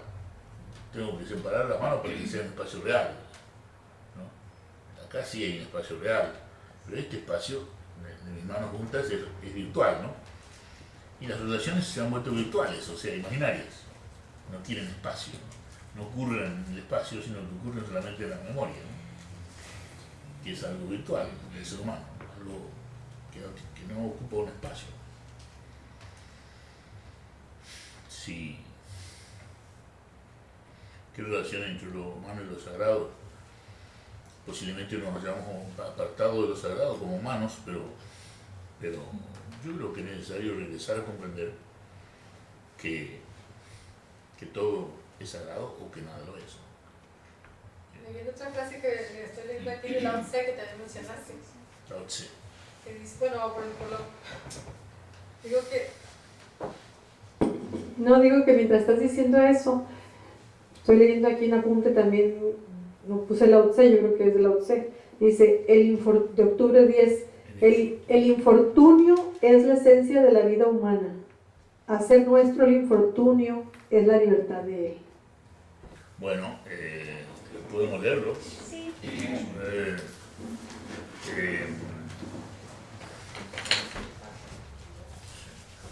Es el capítulo 13 o párrafo 13. Acepta, dice Lao Tse, acepta la desgracia voluntariamente, acepta el infortunio como la condición humana. Pero ¿qué significa aceptar la desgracia voluntariamente? Significa aceptar ser no importante, que no te preocupe ni la ganancia ni la pérdida. Y eso se llama aceptar la desgracia voluntariamente. Pero ¿qué significa aceptar el infortunio como la condición humana? El infortunio viene porque tenemos un cuerpo. Y sin un cuerpo, ¿cómo puede existir el infortunio? Ríndete humildemente y entonces se te podrá tener confianza para que cuides de todas las cosas. Ama al mundo como a ti mismo y entonces podrás verdaderamente cuidar de todas las cosas. Muy bello, ¿no? Pero también como en el cristianismo le llama a Lao Tse, a la condición humana, el infortunio, ¿no? Y en el cristianismo el valle de las lágrimas. En eso hay comunidad. Y en Buda también. En las 4 nobles verdades de Buda, la primera es vivir así es sufrir. La segunda gran verdad, la segunda de las 4 verdades de Buda, la segunda verdad es querer vivir así es sufrir. Y la tercera noble verdad es no querer vivir así es sufrir. Y la cuarta verdad para mí es la percepción unitaria, que la salida no es salida. La salida del sufrimiento es la percepción unitaria.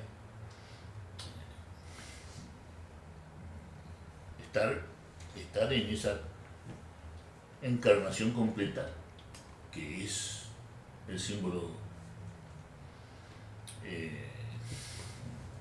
ideograma del Tao, ¿no? Encarnación completa representado en el ideograma del Tao, gracias a la luz, y en la cruz y en casi todos los símbolos sagrados, ¿no? De que la encarnación completa es la percepción unitaria y es la salida del sufrimiento, ¿no? lo dice JK, lo insinúa muchas veces Jesucristo. Y yo creo que es la cuarta noble verdad del Buda, si se traduce bien. Está traducida de 35 maneras en idioma inglés, que uno nunca sabe cuál es la cuarta noble verdad del Buda, ¿no? Que está mal traducida. Pero si tomamos a la cuarta noble verdad del Buda como la percepción unitaria, se nos pone claro de que vivir así es sufrir, de que querer vivir así es sufrir, querer seguir viviendo como vivimos es sufrir, y no querer vivir así es sufrir. Entonces, bueno, percepción unitaria, ¿no? No hacer nada más que mirar lo que está pasando, lo que somos, y ese mirar va produciendo un cambio bendito, ¿no? Que en última instancia trae el contento por nada, ¿no? O desde primera instancia trae el contento por nada, ¿no? Sí. No sé si tienen alguna otra pregunta o comentario antes de terminar. ¿En Argentina? ¿Comentario o pregunta de Argentina?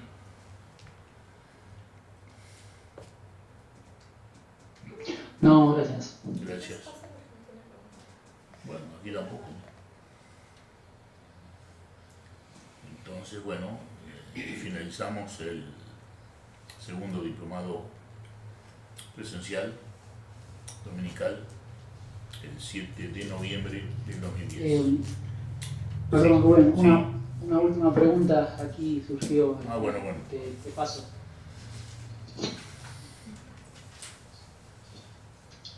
Rubén, no, hablando con un primo mío, ¿no? Que sobre la percepción unitaria, él me preguntaba, ¿y cómo ven el hecho de la relación de uno como humanidad con el cosmos, ¿entendés? Empezó a hablar de los ángeles o de las presencias y se fue más allá. Yo digo, bueno, más allá, nunca me lo cuestioné más allá, porque a mí mucho no me interesa tampoco. Pero bueno, cuando él me preguntó eso, salió el tema, yo me acordaba lo que vos habías contado, que cuando uno abre la conciencia se encuentra a veces que ve o fantasmas o ángeles, pero más allá de eso, o sea, a mí nunca me surgió la inquietud. No sé si quieren hablar de eso o no, pero él me lo preguntó y yo no sé qué contestarle. La respuesta que yo le hubiera dado es esta, de que ¿por qué tenemos que hablar de presencias y entidades y ángeles? Si antes que eso tenemos que darnos cuenta, por ejemplo, de una buena noche, como fue anoche, o como seguramente va a ser esta noche, ¿no? De que yo tengo a 20 metros de la puerta de mi casa, tengo un parque. Bueno, ya dijimos con Cecilia, vamos a ir al parque, ¿no? Y ese va a ser nuestro contacto con el cosmos, ¿no? Ir al patio, a acariciar los árboles y los perros, es un contacto con el cosmos mientras miramos las estrellas. Si está llena la luna, se pone magistral. Si por ahí la luna está junto a Júpiter, se pone muy bello. Y en el parque todo es bello, ¿no? Y es el contacto con el cosmos, porque se ve todavía mejor el cielo. Y el cielo nocturno es algo, bueno, sagrado. Como hemos dicho, que todo es sagrado, nada lo es, pero también es bello mirarlo, ¿no? Mirar el cosmos, ¿no? Y la paz que viene de mirar las estrellas, ¿no?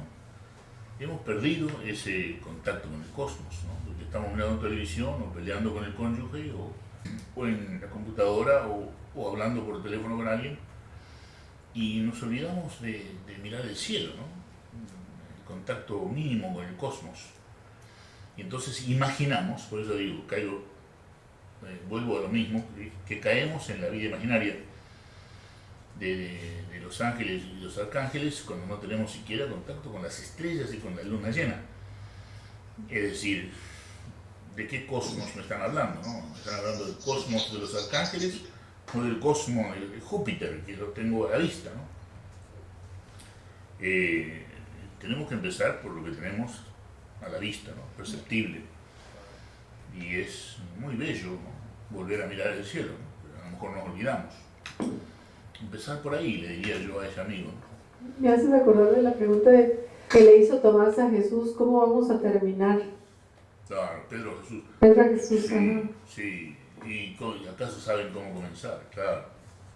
Comenzar aquí, encarnando completamente aquí, percibiendo, todo en percepción unitaria, incluyendo el cielo, ¿no? Que es el contacto con el cosmos, cielo nocturno, ¿no? El cielo diurno, siempre que no estemos mirando el sol, también es bellísimo. No solamente porque aparezcan los pájaros o porque hay una nube extraordinariamente bella, sino que el cielo nocturno puede ser más bello todavía, quizá, porque se siente uno en paz mirando las estrellas, ¿no? Y ya no miramos las estrellas, muy poca gente mira las estrellas, y a lo mejor la vida imaginaria se mete allí interpretando cosmos como todo lo contrario de lo que es, ¿no? Porque en realidad es Urano y no cosmos, el lugar donde están los ángeles y los arcángeles, con los cuales parece que hemos roto todo contacto, y no vemos las estrellas. Yo creo que si rompimos el contacto con las estrellas y la luna, de ni siquiera mirarlas, ¿qué esperanza podemos tener de encontrarnos con un arcángel, no? Sí. No sé si te contesté, Georgina. Sí, dice que sí, muchas gracias. Y bueno, con esto yo creo que podemos dar por terminado el diplomado presencial dominical, que es el segundo, que ha sido particularmente diferente y muy bello. Y, en fin, gracias a todos los que participaron por el apoyo y porque creo que juntos hemos confirmado algunas cosas y aprendido otras, ¿no? Y hasta siempre, que no termine aquí nuestro contacto, hasta siempre.